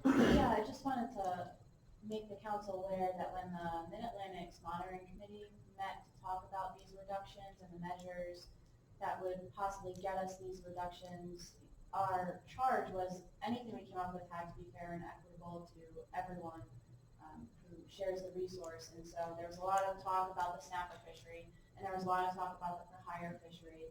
And so we did not propose putting in a minimum size limit, particularly just for the snapper fishery and to preserve that. And we wanted to go with a higher bag limit for the for-hire fishery. The AP, when they met, they also echoed all those same concerns. So I think that's why this option was chosen. Don't put in a minimum size to protect the snapper fishery, but increase the bag a little bit for the for-hire fishery. Well, thanks for doing that. Additional thoughts, comments? If not, is the council ready for the question? If so, all in favor, please raise your hand. And I'm sorry. Okay, is your hand up, Dave? No. Okay, so I think I have 7 in favor, opposed, 1 opposed. Thank you. I didn't mean to, I wasn't sure what you were doing, Travis, that's why. So 7 in favor, 1 opposed, the motion passes. Thank you, and we're on to commercial monkfish. Okay, commercial monkfish, we have, there's one notice proposal. What it does is, excuse me, it increases the possession limit for tails and for full fish. They're related by a conversion factor. I mean, that's that's basically the gist of this. So this institutes in aggregate, yep, so you see the per week there, institutes in aggregate is based off the daily limit from the federal fishery. And I believe, if my math works right, this would be 7 days at the daily limit is what this equals. Questions, comments? Would you like to make a motion? Chris? Make a motion that we recommend the notice proposal. Is there a second? Second. Seconded by Dr. Rice, moved by Mr. Ryan and seconded by Dr. Rice to recommend to the director adoption of a 4,900 pound tail weight or 14,259 pound whole weight weekly possession limit for the 2020 commercial monkfish management. Moved by Mr. Ryan, seconded by Dr. Rice. Questions, discussion on the motion? Council ready for the question? If so, all in favor, raise your hand. And it passes unanimously. Thank you. And we have one left to go, commercial state waters skate wings. Okay, so this is commercial skate wing management. We have two proposals here. The first is the one we noticed, which, so just to step back, there is going to be an increase for the possession limit of skate wings at the federal level. And so we are pushing our state waters management up as well. Remember, for skates and monkfish, we have adopted state waters management in an effort to be consistent with the federal conservation programs, and so skate wings is in the same category. So there are two options up here. The first is for 25,000 pounds of wings per week. There was a second option also noticed, and that bumps it up to 35,000 pounds of wings per week. Here is the nuance from the division on these two options. So one thing that we keep track of with regard to skate wings is whether or not we will affect what we call the state waters assumption for the skate wing fishery. When the federal management program sets its specs for the year, it makes an assumption about what the state waters fishery is going to take, and it takes that right off the top. And so we think it would be problematic if Rhode Island or any state did things management-wise that would put that state waters assumption in jeopardy, because then that would have repercussions back into the whole fishery, or fishery in total. In the following year, there would be accountability. So with these two options, the notice proposal, we think, does not risk bumping up against that state waters assumption in any way, shape, or form. If you go up to the 35,000 pounds of wings per week, we think that does risk Rhode Island by itself going over the state assumption, and that's okay, because in our management system we have a trigger, and so the 35,000 pounds would probably get us to that trigger, which would then be enacted and would drop the possession limit down much lower than either of those. So we just want you to be aware of the difference between the two. So the 25,000 pounds would probably be fine. We'd get through the season at 25,000 pounds. If you go up to 35,000, that would probably, that has a higher risk of us hitting the trigger and having to take to reduce the possession limit to keep us from going over that state waters assumption. So we just wanted you to be aware of the kind of trick between those two. Either one is manageable because of the trigger in particular. I know there were some comments on the record supporting the 35,000 pound option. Questions, discussion? Chris? I might want to address this to some of the fishermen, if there are any skate wing fishermen in there. You know, when I see a number like that, both of them are pretty substantive increases from that base of 18,000. the second option is almost doubling that. And I just wonder if there's anybody in the audience that can tell me what kind of effect that has in the marketplace for skate wings. Does it change it at all? John? I'm not a skate guy. Mike probably has more answers to this than I would, but I was at one meeting that the guys who do work on this, it was like they do run into like this period that they catch a lot of skates, and they didn't want to run into that 25,000. And it's only like for a few weeks a year or something that they run into that. So I think that's why they were going for that 35,000. But that 35,000 is one trip of skates in the Bedford today. Thanks. Thank you. One boat. Yeah. So, I don't, Mike Roderick would probably know more than me about it. But the guys who do it in Rhode Island state waters, which I do catch skate wings, but I never come close to that. I think the guys that do it wanted a higher number. Am I correct, Jason? That because they do run into that like a couple times, like twice, 2 weeks a year, and they didn't want to, throw them over. Right. So, I don't know. Yeah. Let me go to, we got three people. Let me go to Jason Jarvis first, then Mike Broderick, then Jason McNamee. Jason? I spent 20 years of my life cutting skate wings. And some days you would have 8,000 pounds of wings on deck in the day. So they show up and it's absolute madness, and you have to be a barbarian to be in that fishery, but that's what we did. So 35,000 pounds, just like he said too, I mean, they come and then they're gone. And as a matter of fact, we can tell you when they show up, they're full of sand eels, so the fluke are pretty close behind. But yeah, I mean, you could go through 35,000 pounds in 4 days. Mike? Yeah, I would agree with Jason. We see there's usually a couple of weeks period of time where the skates are plentiful, and they have to be harvested. They're on deck, they're in the nets. Again, like John says, who wants to sit and fish all day and throw stuff over? So, especially if you're picking skate up and killing it. Absolutely.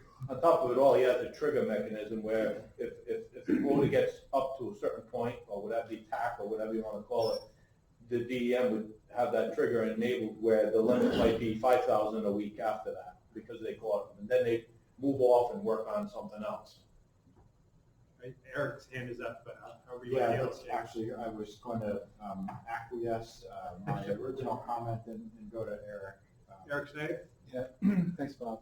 I'll just build on what Jason said earlier. So just to give you a brief background of where those numbers come from, like Jason said, they're designed to be 7-day limits. So in the federal fishery, there's 2 seasons. The first season used to have what was it, a 2,600 pound a day limit. So when you multiplied that out, that was 18,200. Both of these seasons, possession limits are going up a little bit. That one's going to go from 2,600 to 3,000. And then there's the second season, which is going up from 41 to 5,000. And so what was requested was, well, season 1 is in the summer when skate wings are really plentiful, winter skate are plentiful in state waters, and that's also when you see the federal landings really ratchet up. And so that trigger that Jason mentioned is at the end of the first season. And so what can happen is if the landings come in, too quickly, then you can hit and it's on the federal end, but you would hit a possession limit reduction.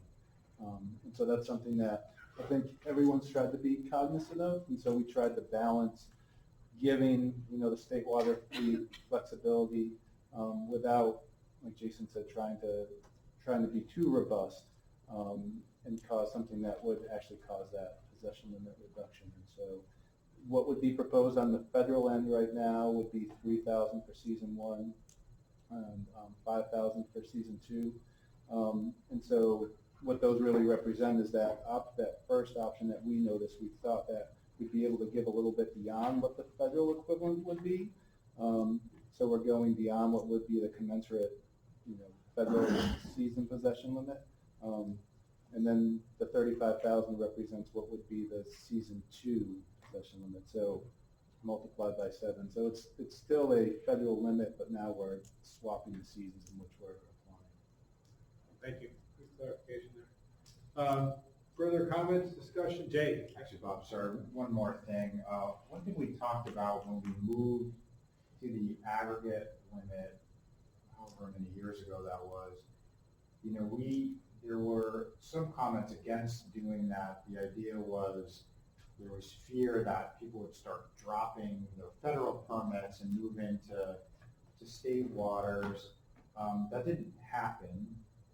However, I just wanted to offer that if we monitor that to make sure that we don't see big shifts, because that is not our intent to sort of change those dynamics. And so, if we saw something like that, rather than hypothesize that it could happen, therefore don't do things, we're kind of doing the opposite, seeing if it occurs and addressing after the fact. And so that's my point is, if we saw a big shift, we'd come back to you next year and suggest we may need to change again. So just wanted you to be aware of that. Appreciate that. Okay, so I guess we would need a motion. We have yet to get one up on the board, so would anyone like to vote? Dave? Yes, I'd like to make a motion that we approve in state waters the commercial skating management recommendations that are up here on the board. 25,000 wings, May 1 to April 30th, 35. It's got to be one or the other. Oh, excuse me. Yeah, so you've got to pick your either your higher or your lower weekly aggregate limit are the two. Why would they go on Got over your skis a little bit. But anyone like to make a motion regarding either of the two options? Chris? I recommend that, pardon me, excuse me, I make a motion that we recommend to the director the additional option of 35,000 per week. Is there a seconded by Andy D'Angelo? So moved by Mr. Ryan, seconded by Mr. D'Angelo to recommend to the director adoption of a 35,000 pound per week possession limit for 2020 state waters commercial skate wing management. Moved by Mr. Ryan, seconded by Mr. D'Angelo. Any further discussion on the motion? Dave, are you clear on the motion? Yes. Okay. With that, I'll call the question. All in favor, please raise your hand. And it's unanimous, 8-0. Thank you. And that does complete, I believe, our entire regulatory agenda. That was a lot of heavy lifting. Thank you very much. And we have a few more agenda items left, beginning with next being item 6, Rhode Island Saltwater Recreational Fishing License Program Report. This is our annual process of hearing from John Lake, who will present the summary of the report to be submitted to the General Assembly.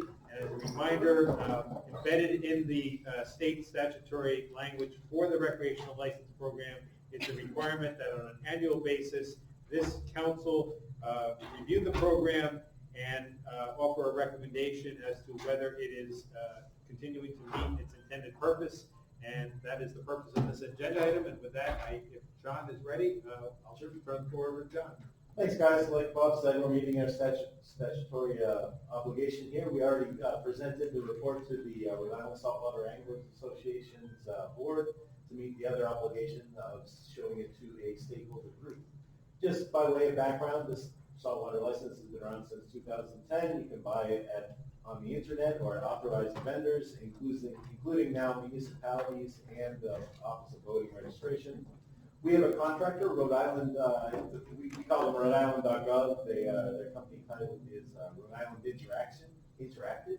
They administer the license and maintain our internet portal and deal with all of our vendors.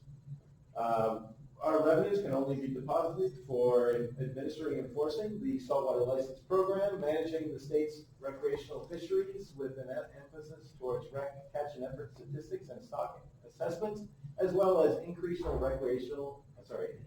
recreational fishing abilities in Rhode Island. So really quick, I'm not going to go into a lot of details. You have the report, and I'd be happy to answer any questions. Just go over how we did last year. So we're coming off of a high for the entire time series of the license. Last year we did almost issue 51,000 licenses. We're a little off this year. We only issued about 48,000 plus. But that being said, it's still the second highest point in the time series. So things are going well as far as issuing licenses. I would also just interesting here, I point out that the losses actually came in the resident categories. The non-resident license sales remained low. Next slide. So with that comes our net license revenue. This is the money that DEM takes in after the fees have been paid to the Rhode Island Interactive. And as you can see, with coming off the second highest in the time series, we had the second highest amount of revenue generated. We brought in about $218,000. And I would just say that as in the report, if you read, I usually have a conservative estimate of how much that we're bringing in each year, which I set kind of conservatively, as I said, at 200,000. We're still above that threshold there. So once again, things are going well. As far as the issuance, we go on. So let's talk about how we spent the money in financial year 2019. So that's, remember, the state's financial year is July 1st to June 30th. Right now we're in financial year 2020. So this doesn't encompass the second half of calendar year 2019. So basically what we spent it on, just a few highlights here. Enhanced MRIP data collection, that's, we actually hire additional staff to go out and do more interviews, recreational interviews at docks and other access points. That's been pretty dialed in. The one thing you'll see, Boating Fishing Access 1, that is where we pay for our major either overhauls of a boat ramp or a new build of a boat ramp. You don't see much drawn down there. That's because the Tautog boat ramp was delayed briefly earlier last year. It's in full swing right now. In fact, the good weather has it on time. It should be completed by April. I can tell you that you will see that category drawn down considerably next year. Boating Fishing Access 2, that's taking care of all of the various minor maintenance needs around the lower fishing access points, grading roads, fixing docks, hauling and putting in docks in the spring and fall. Rec fishery support, that's for salaries to be spent directly dealing with recreational fishing issues. The other big category here is our fish stock assessment support. About 90,000 of this goes for running several of our surveys, field surveys that we do. The two same surveys, our trawl survey and our black sea bass fish pot survey. Additionally, we are buying we are in the first process of purchasing a new mid-range vessel, which should be delivered sometime this summer. We did draw down $16,000 for that in this cycle. We will be drawing down a lot more in the next cycle when we do in fact receive the boat. Artificial reef, we didn't draw anything down, although we did put a new reef in at Sabin Point that was funded through other means. I'll get into that on the next slide. And outreach, we do the magazine. We help out with the Rise Up Fish Camp and other activities. We've got that dialed in right around that amount per year. Although, if you want to go to the next slide, we'll be increasing that one. So this is what we plan to spend. Once again, like I said, we have we've been hiring extra people each year. We've got that dialed in. We do plan to draw down considerably for the Quahog boat ramp build. Everything else is business as usual. You might see that fish stock assessment support bump up a little bit, depending on how much we need to contribute from this pot of money for the boat. And then outreach, we are going to do a little bit more next year. We've got a few other plans, things we want to do. Notably, we want to do some videos, especially to get maybe get a little bit better message out there about safe fish handling in consideration of our slot limit for spread bass. Next slide, please. So just looking ahead, one thing I told you about last year, we were doing a pilot of riding Wave 1, that's January and February, head boat rides to get a handle on cod catch rates. That worked out well. We're going to continue it as routine sampling. We are also taking over the for-hire and large pelagic telephone surveys this year, so anyone in the charter industry might hear our voices on the phone instead of the coastal contractor. And this is another push. One thing with these recreational surveys, they've been pushing it more and more out to the state. It's because they've shown that states that do this survey in their entirety, they get that state brand on it, and it actually does better results.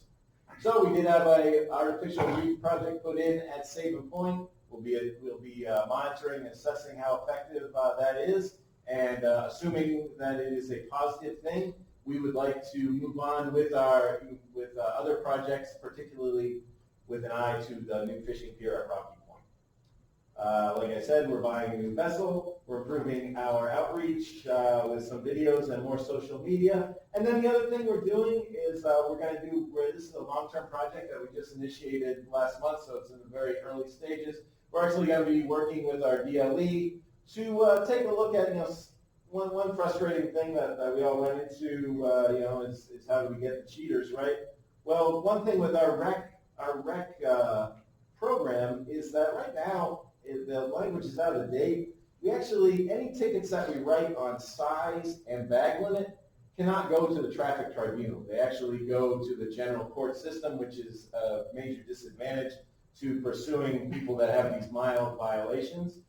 We found some out-of-date language from 1981 that actually says that from the freshwater and wildlife, you can go in front of it, except for any species managed by the Fisheries Council. So we're going to look to see if we can make some corrections there. Also do some tweaks to our regs. But like I said, it's in the very early stages here.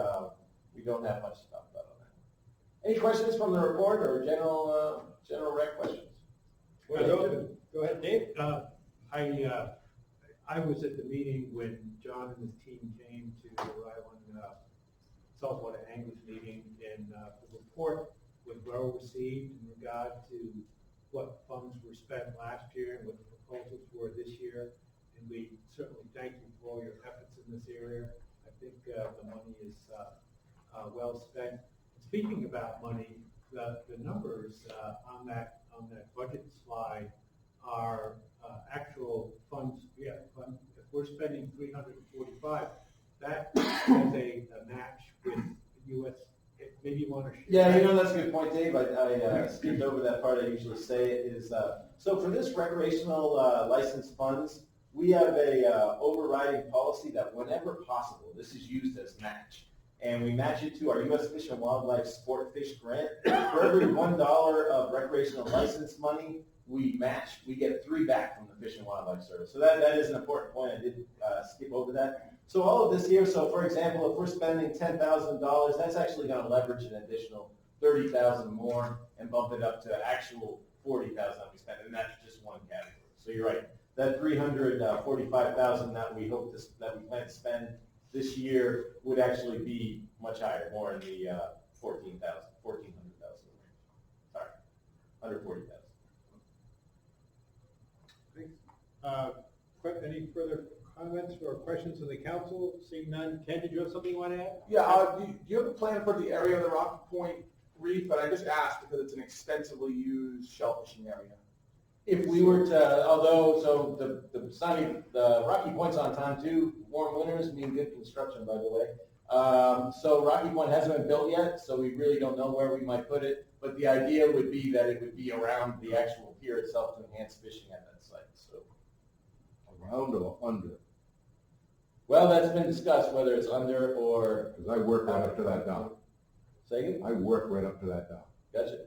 Well, that'll be, it hasn't even been proposed yet. It's just something that we've been eyeing on doing. So when it comes out, it certainly will hear feedback Pretty from much all the stakeholders. biggest co-logging fleet in the state left is around that Rocky Point area. So that's just kind of why I brought it up. Thank you.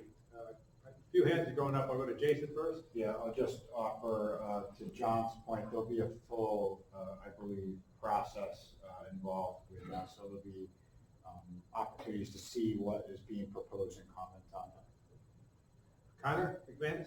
Yeah, just to follow on John's point, part of what we hope to do over the next couple of years as well is really apply scientific techniques to see if that site is even suitable for artificial reef, and whether that, based on the sediment, based on the depth, based on the type of tools that we would use, what fish would recruit there, would that have an actual recreational benefit? So there'll be a lot of, both science and outreach to really site plan for not just Rocky Point, but other places in the bay. Dave, I'd like to make a motion to approve the Rhode Island Saltwater Recreational Fishing License Program report. Thank you. Is there a second to that? Seconded by Andy D'Angelo. And what I'll probably end up doing is translating. That's a perfectly appropriate motion. And what I'll do is, if it's okay with the council, without objection, I'll translate that into a letter to the House and Senate as same format we do every year, indicating that the program was reviewed by the council, and the council found that it was continuing to serve its intended purpose. That's the wording from the statute, and I like to continue using that same wording, but the sentiment is the same in terms of approving the report. It is also, so we have a motion made and seconded. before I vote on it, I just want to, because this is also an opportunity for the public to weigh in on this program. So if anyone hasn't yet spoken on it, wishes to, now's the time. I like the program too. I think it's a good job. You're doing a good job. You could actually buy boats back with that. Then you could really benefit from recreational. If you get rid of the commercial guys, just buy us out instead of letting us stop. I know we have new license opportunities, but with the way the limits are and everything, I mean, there's going to be no, how do we get out of my boat? You know, a lot of people here don't buy. How do I get out of my boat? Give me an answer. No one will buy it. How do I get out of it? You can buy it back and get rid of the asset. That'll work. Would you like me to put that in the report to the No, general I assembly? actually- Maybe there might be some buyers up there.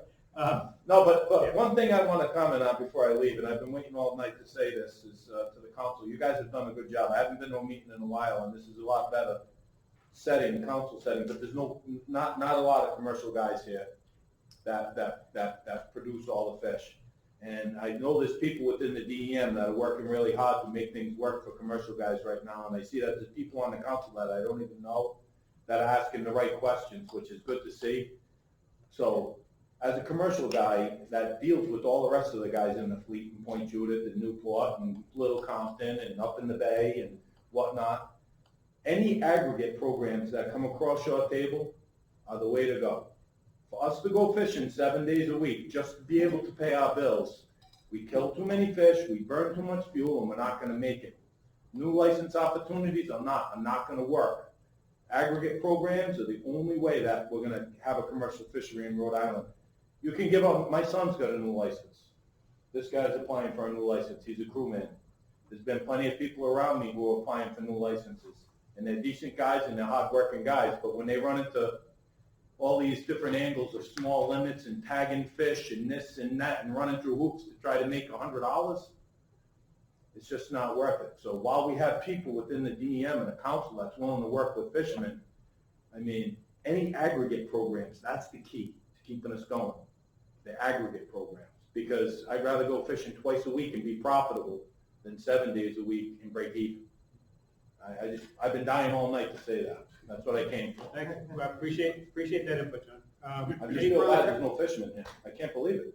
But we had some left, but thank you. I appreciate you Yeah, coming there's a tonight. few, but I mean, look at Central. Well, we appreciate you coming. Thank you. Any further comments? If not, the motion is to recommend approval of the recreational fishing report for 2019. All in favor, please raise your hand. It's unanimous. Thank you very much. And with that, we're on to the council's annual report. So this is kind of the complement or the next issue that we typically deal with at this time of year, and that is just sort of a quick summary of all the council actions that were taken in 2019, all the council's activity. Pete developed an excellent draft. I have just a couple of comments that I'm going to just quickly read into the record. I think some of them are no-brainers. One's just a typo on the bottom of the second page. It should read in 2019. And Pete, I can give this to you after the meeting if you want, but there's a typo. It says in 2018, and I'm sure you meant 2019. And perhaps more substantively, on the third page, council advice, regulatory proposals. Right now it reads, in 2019, the council provided recommendations to DEM Director Coit on the following regulatory proposals brought forth by the division. I actually went and counted them up, and there were a total of 41 recommendations that this council provided to the director. And I think it's worth actually saying that. We've said it in prior reports, and I think it's and I'm going to say something else in a second that relates back to this, but I think it's nice to kind of quantify the amount of work that this council does, which is quite a bit, in just 4 meetings. So unless there's any objection, I'd like to suggest amending the report to read, in 2019, the council provided recommendations to DEM Director Coit on a total of 41 regulatory proposals brought forth by the Division of Marine Fisheries pertaining to, then all the bullets would go forward as written, and then at the end I suggest adding the following. The director concurred with the council's recommendations on all matters except one, parentheses, recreational summer flounder management. The director's decision memos are posted on the council's website. I just think that's a nice reflection of the fact that, of all those 41 recommendations, every single one of them the director concurred on, except one, recreational summer flounder, and that had to do with the minimum size at the special shore sites. The council had urged a lower limit than we were comfortable, or that the director was comfortable adopting. So other than that one somewhat nuanced issue, the director concurred. It was almost 100% concurrence. So I think that really, since this is going to the House and the General Assembly, I would really like to kind of make that very clear. So I'd like to amend the report accordingly. And then there's one other typo that I found, and that's all that I had. Oh, I'm sorry. Other than at the end, let's just add very quickly under maybe a new heading, other significant developments pertaining to the council. And I just have two, and they're very short. One is in 2019, DEM staff began videotaping all council meetings and posting the videos on the council's webpage. And the second would be also in 2019, a council webpage was created, and it is available as a link on the division's webpage. I mean, those were two big efforts, big lifts that Pete had a lot to do with. Obviously, you saw the performance here tonight by Nicole, and all of this kind of higher tech work, I think, is reflects very well on the council, and I'd like to put it in the report. So those are my suggestions. Does anyone have any additional suggestions? If not, is the council comfortable with adopting this report as amended in the way that I just indicated? And seeing no objection, we'll consider this adopted as amended. It'll, as I do every year, it'll be sent to the Speaker of the House and the President of the Senate and the Governor as well. And it's a good reflection of a lot of hard work. So thank you for that. Anything further on this item? If not, we're down to the last item, FYI, and we'll have two. First is Jason, who's going to speak about the commercial licensing legislative restructuring initiative. Yep, so I think it was about 2 years ago, we have put together a set of changes to the existing commercial licensing system. And we have, so I talked to the council about it at that point. We have brought those forward again this year. And the gist of them, you know, we have right now a system where you get a commercial fishing license or a PEL, and then you kind of append endorsements onto that. And so what the new system does is it basically just simplifies. A lot of it was initiated by the Shellfish initiative a number of years ago, where the shellfishermen have this situation where there are a lot of endorsements in the shellfish sector. And so if they end up accumulating wealth in softshell clam and other shellfish and quahog, they end up paying a lot more for their PEL license. And so the request was, could you just make it that if you have quahog, that you get all of those other things automatically? And so that is kind of the seed that we used, and that's what we're doing now for each of the three: finfish, shellfish, crustacean. If you get what we're calling the unlimited endorsement, you're good for everything, but we still have a limited category so we can allow new entrants into the fisheries that have some ability to take in some more effort, like, you know, bluefish is kind of the classic example in the finfish world. So that's the gist of it. In your e-packet, I put our latest version of the white paper on what we're attempting to do, so the background is in there. This is a part of the governor's budget, and so it's out right now in the legislative world. We had a hearing on it last Thursday, in fact, with the House what was it called? The House Finance Committee. So I just wanted to make you aware of that, number one. Number two, if you would like, I'd be happy to come to your next meeting and give a more detailed presentation on, give you some more information on it. We do intend on doing a public workshop in the spring as well, a DEM workshop. So there'll be lots of opportunity to learn more about it. You can always give me a call too. But I wanted to make you aware of it. If you'd like a more detailed presentation for the council, just let us know. We're happy to do that. And I guess I'll park it there. Happy to answer any questions that anyone has. Any questions for Chris? I just want to say thank you, and I would like to learn more about that proposal. I mean, it's probably I'm in my second term now, and I think that's probably one of the most confusing parts of this whole deal is all the different endorsements and how the different licenses work. And I've always been of a mind that it would be good to simplify it, so I'd like to hear some more.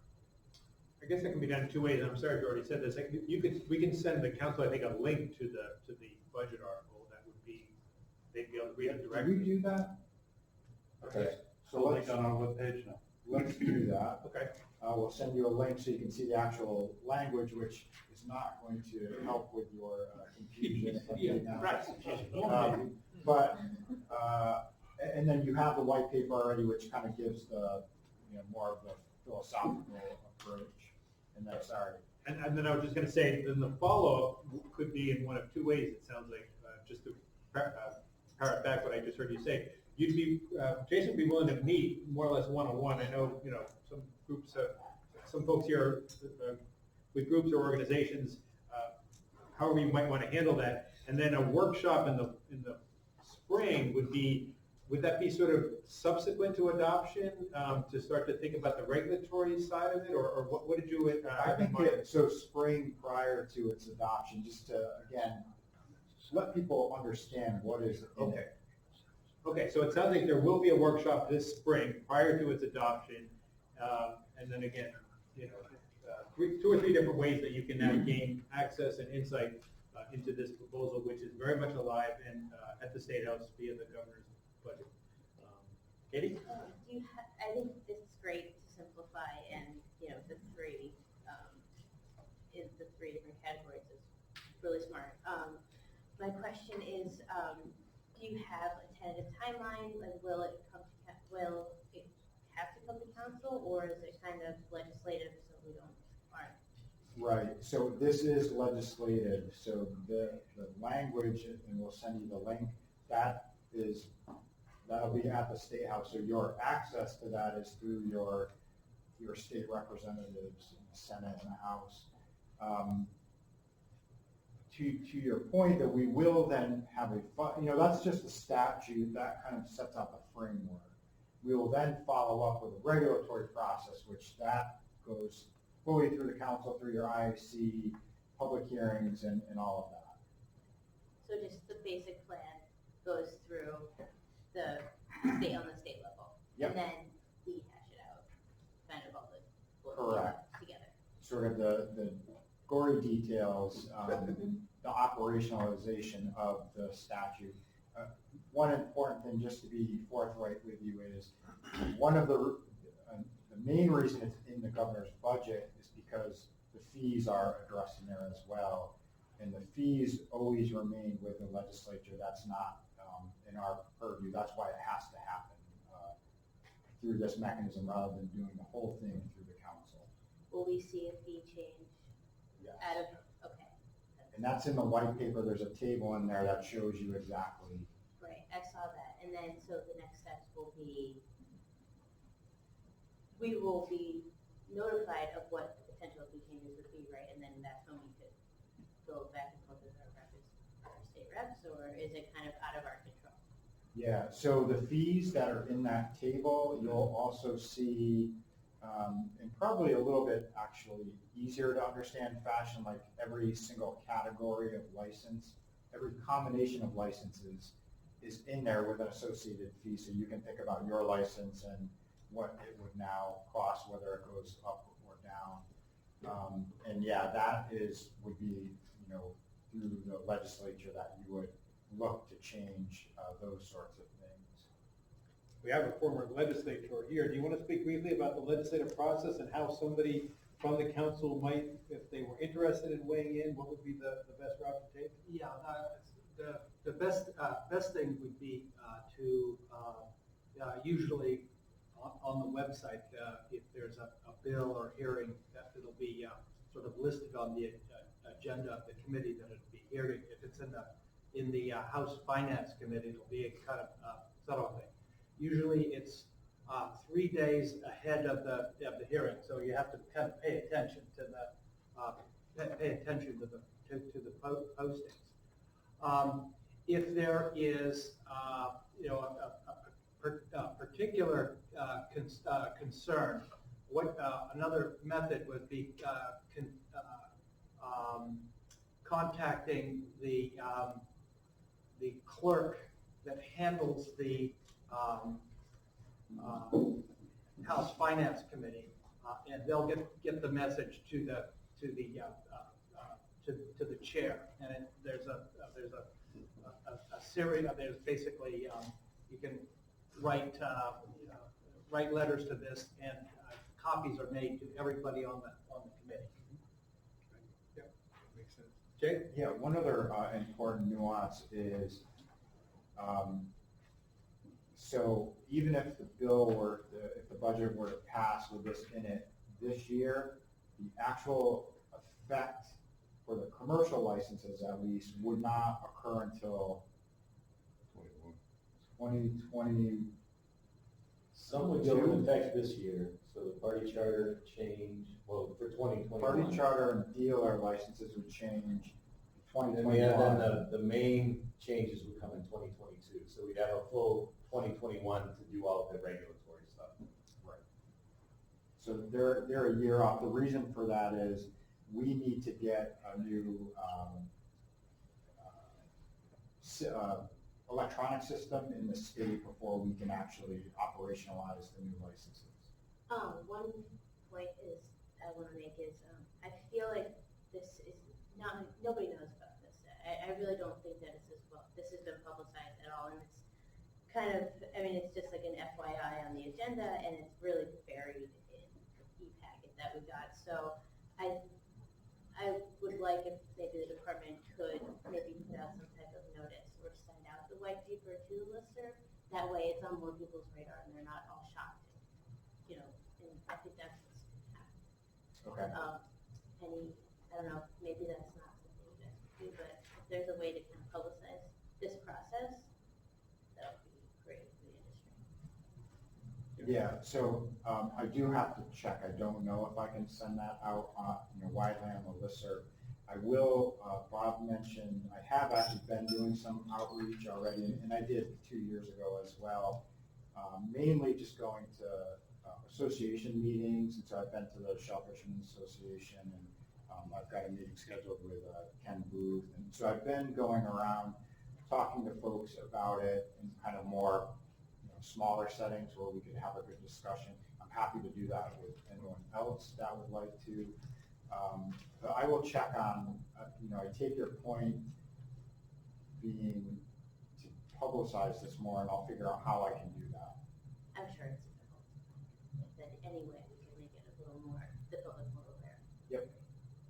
I think it's a really good point. The more transparent we can be, the better. Christina's been looking to jump in. I'll go to Christina. Yeah, just to address your point, there's statutory language, and so within the statute, we cannot change by regulation.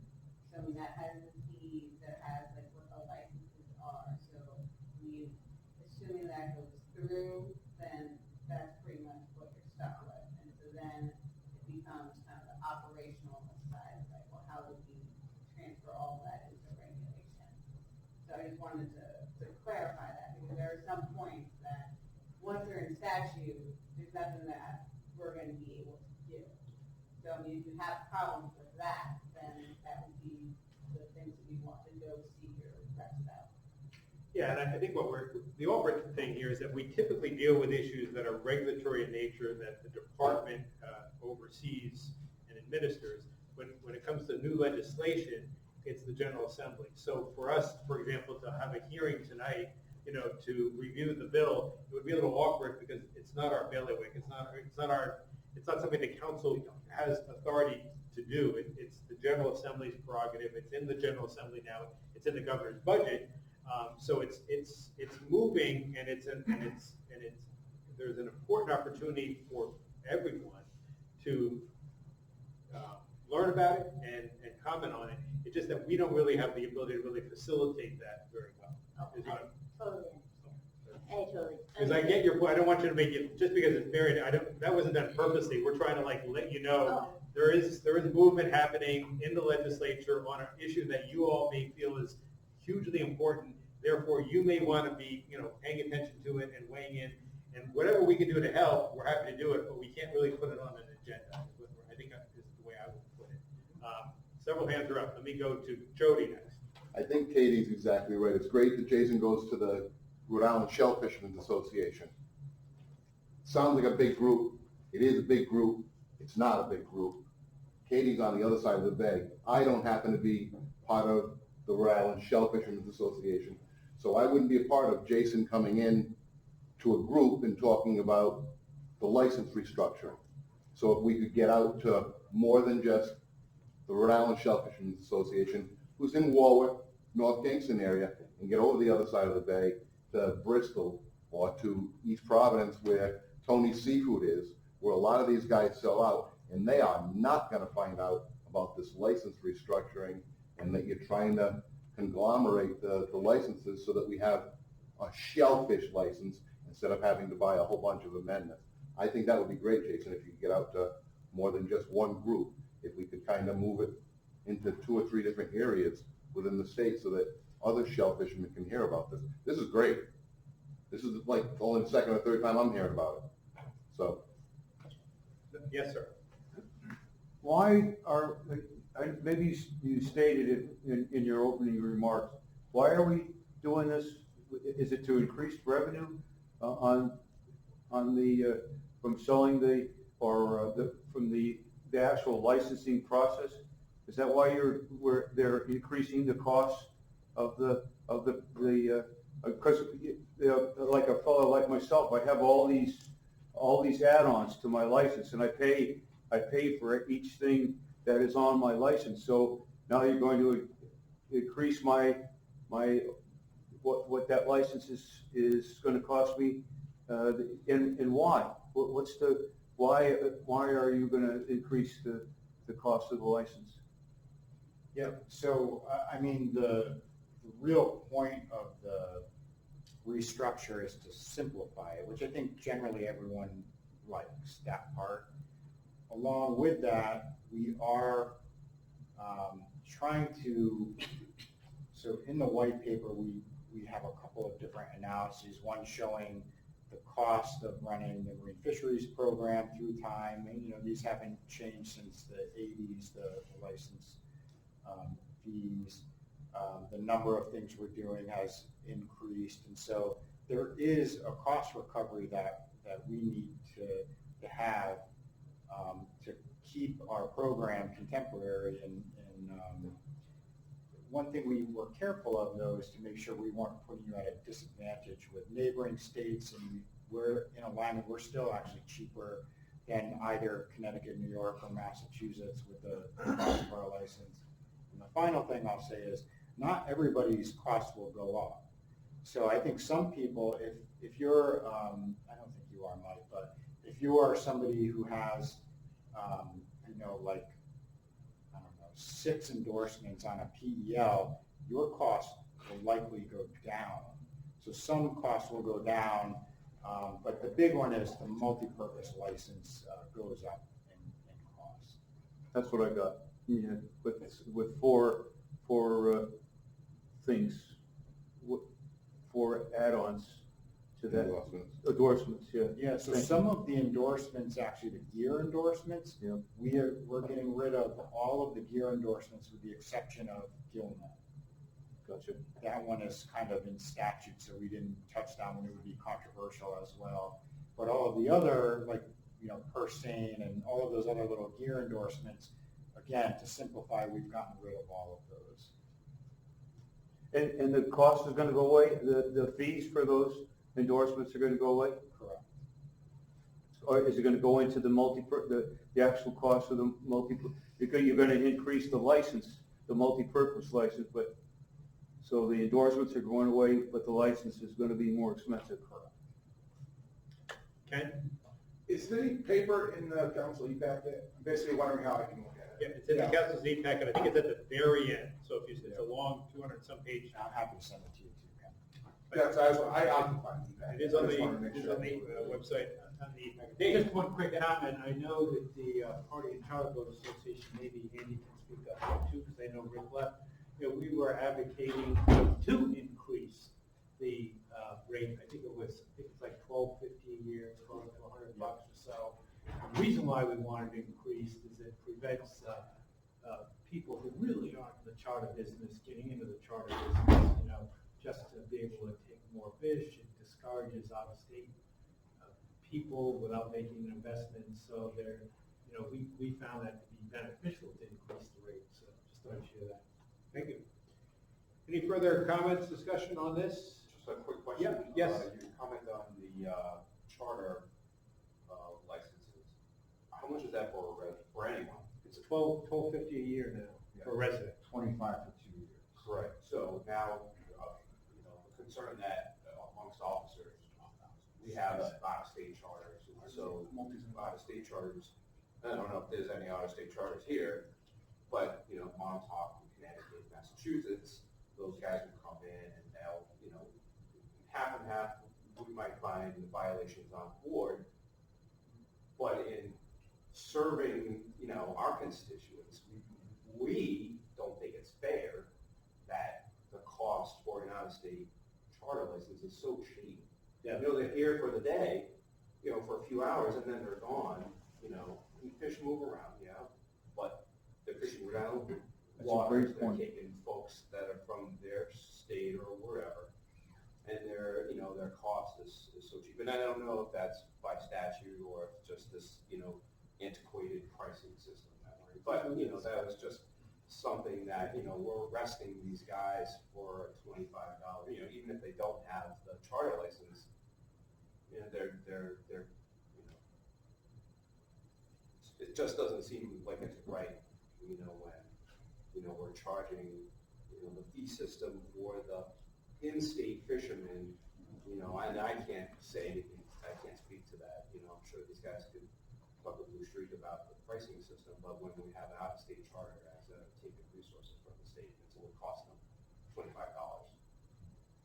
Okay. Yeah, so thank you for bringing that up, because I didn't touch on all of the non-resident fees are going up way more than the resident fees. And so even the party charter license will be $100 per year for a resident, $300 per year for a non-resident. Good. Good. Yeah. Ken.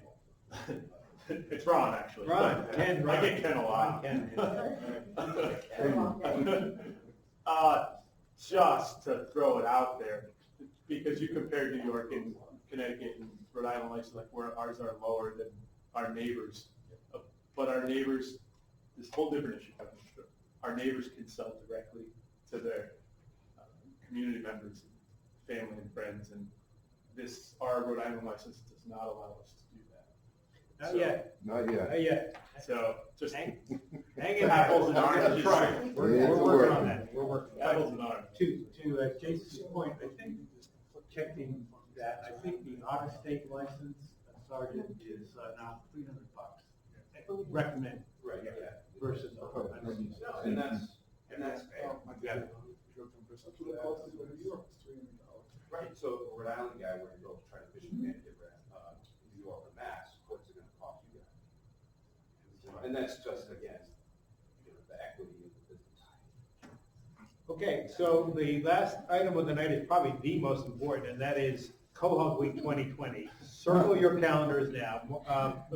Starting Monday, March 23rd, running through Sunday, March 29th. This will be the 5th annual. It's really turned out to be a great event. This was one of the initiatives started by the Rhode Island Seafood Marketing Collaborative to celebrate Rhode Island's iconic clam, the quahog, and to really call people's attention to the importance of the fishery and the wonderful nature of the product that they produce. So what does it mean? It means that during that week, last year we had almost 50 restaurants and markets throughout the state participating, offering quahog specials, and we go crazy promoting them as soon as they sign up, and as we speak, the signups are coming in. So stay tuned.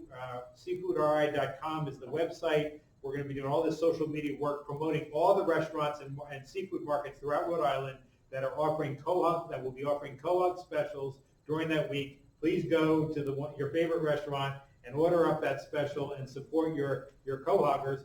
As well, we have 2 special events, and last year we're doing the same ones that we did last year because they were so popular and successful last year. The first will be on Tuesday, March 24th, right down the road in Wakefield at Whalers Brewing Company from 5 to 8 p.m. and it's basically great beer. If you haven't been there before, Whalers Go away, offers Quahog. great beer. And then the shell fishermen are going to be there, Jody and Mike McNamee and the whole gang, shucking and serving clams on the half shell, complimentary, so free clams. Matunic Oyster Bar is going to be there. Perry is always great at donating their services, providing chowder, and Dave's Marketplace is going to be there serving stuffies, all free. I mean, you can't get a better deal than that. So Tuesday, the 24th at Whalers, and then Friday, the 27th at Hope in Maine up in Warren. We have the shell fishermen again serving fresh shucked clams on the half shell. Narragansett Beer offering complimentary beer samples. They are the beer of the clam, so that's why that's the great connection there. And Eli's Kitchen will be there. Eli's Kitchen has just been a finalist in the Food Channel's Chopped contest. I'm talking as if I know what I'm talking about here, but they are. He's really truly a rising celebrity in the food community.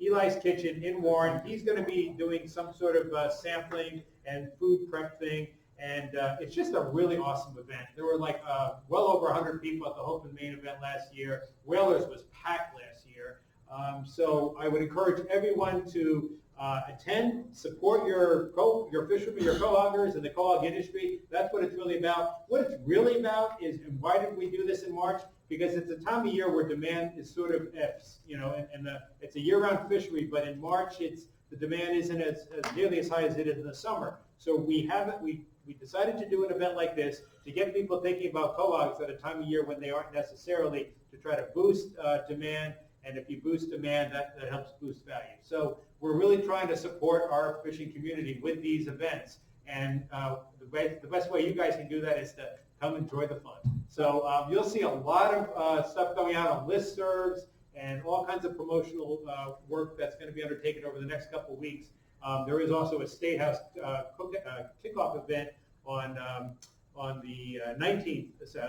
The governor will be signing a proclamation. We'll do House and Senate resolutions. I mean, we're really building this thing up in the way that it should be. So it's a lot of fun. It's really successful, and we look forward to having you all engage and have fun with it. And I would hope to see everybody there at one of these events or at your local restaurant. And let me know if you have any questions. Feel free to get in touch with me if you need more information. That's all I have on that. Is there anything else to come before the council? Pete? This next meeting, expect you back here on June 1st. That's because we're having a hearing on May 11th. There's some miscellaneous items to catch up on. In conjunction with that, a couple of workshops. There was one workshop next week, next Monday, then another workshop on April 7th. We'll give listservs. Separate from that is we usually have an IAC workshop. We call it an IAC workshop because it's licensing related, commercial licensing related. It's a workshop. We're not looking for votes, but that's where we start to see proposals that go to our September hearing, and I believe we're going to be talking, going over the legislation to some degree at that point as well. When's that meeting? We don't have a date for that yet, so stay tuned for the listserv on that. It's usually in May. It's been May for the last few years. And that's a workshop for next year's regulations. For the hearing that we'll have in September on commercial licensing. For next year. Right. It is for next year. It's for 2020. Yes, for the following year. Great. Well, this was a very busy 2.5 hours. Thank you very much for your attention. With that, we're adjourned.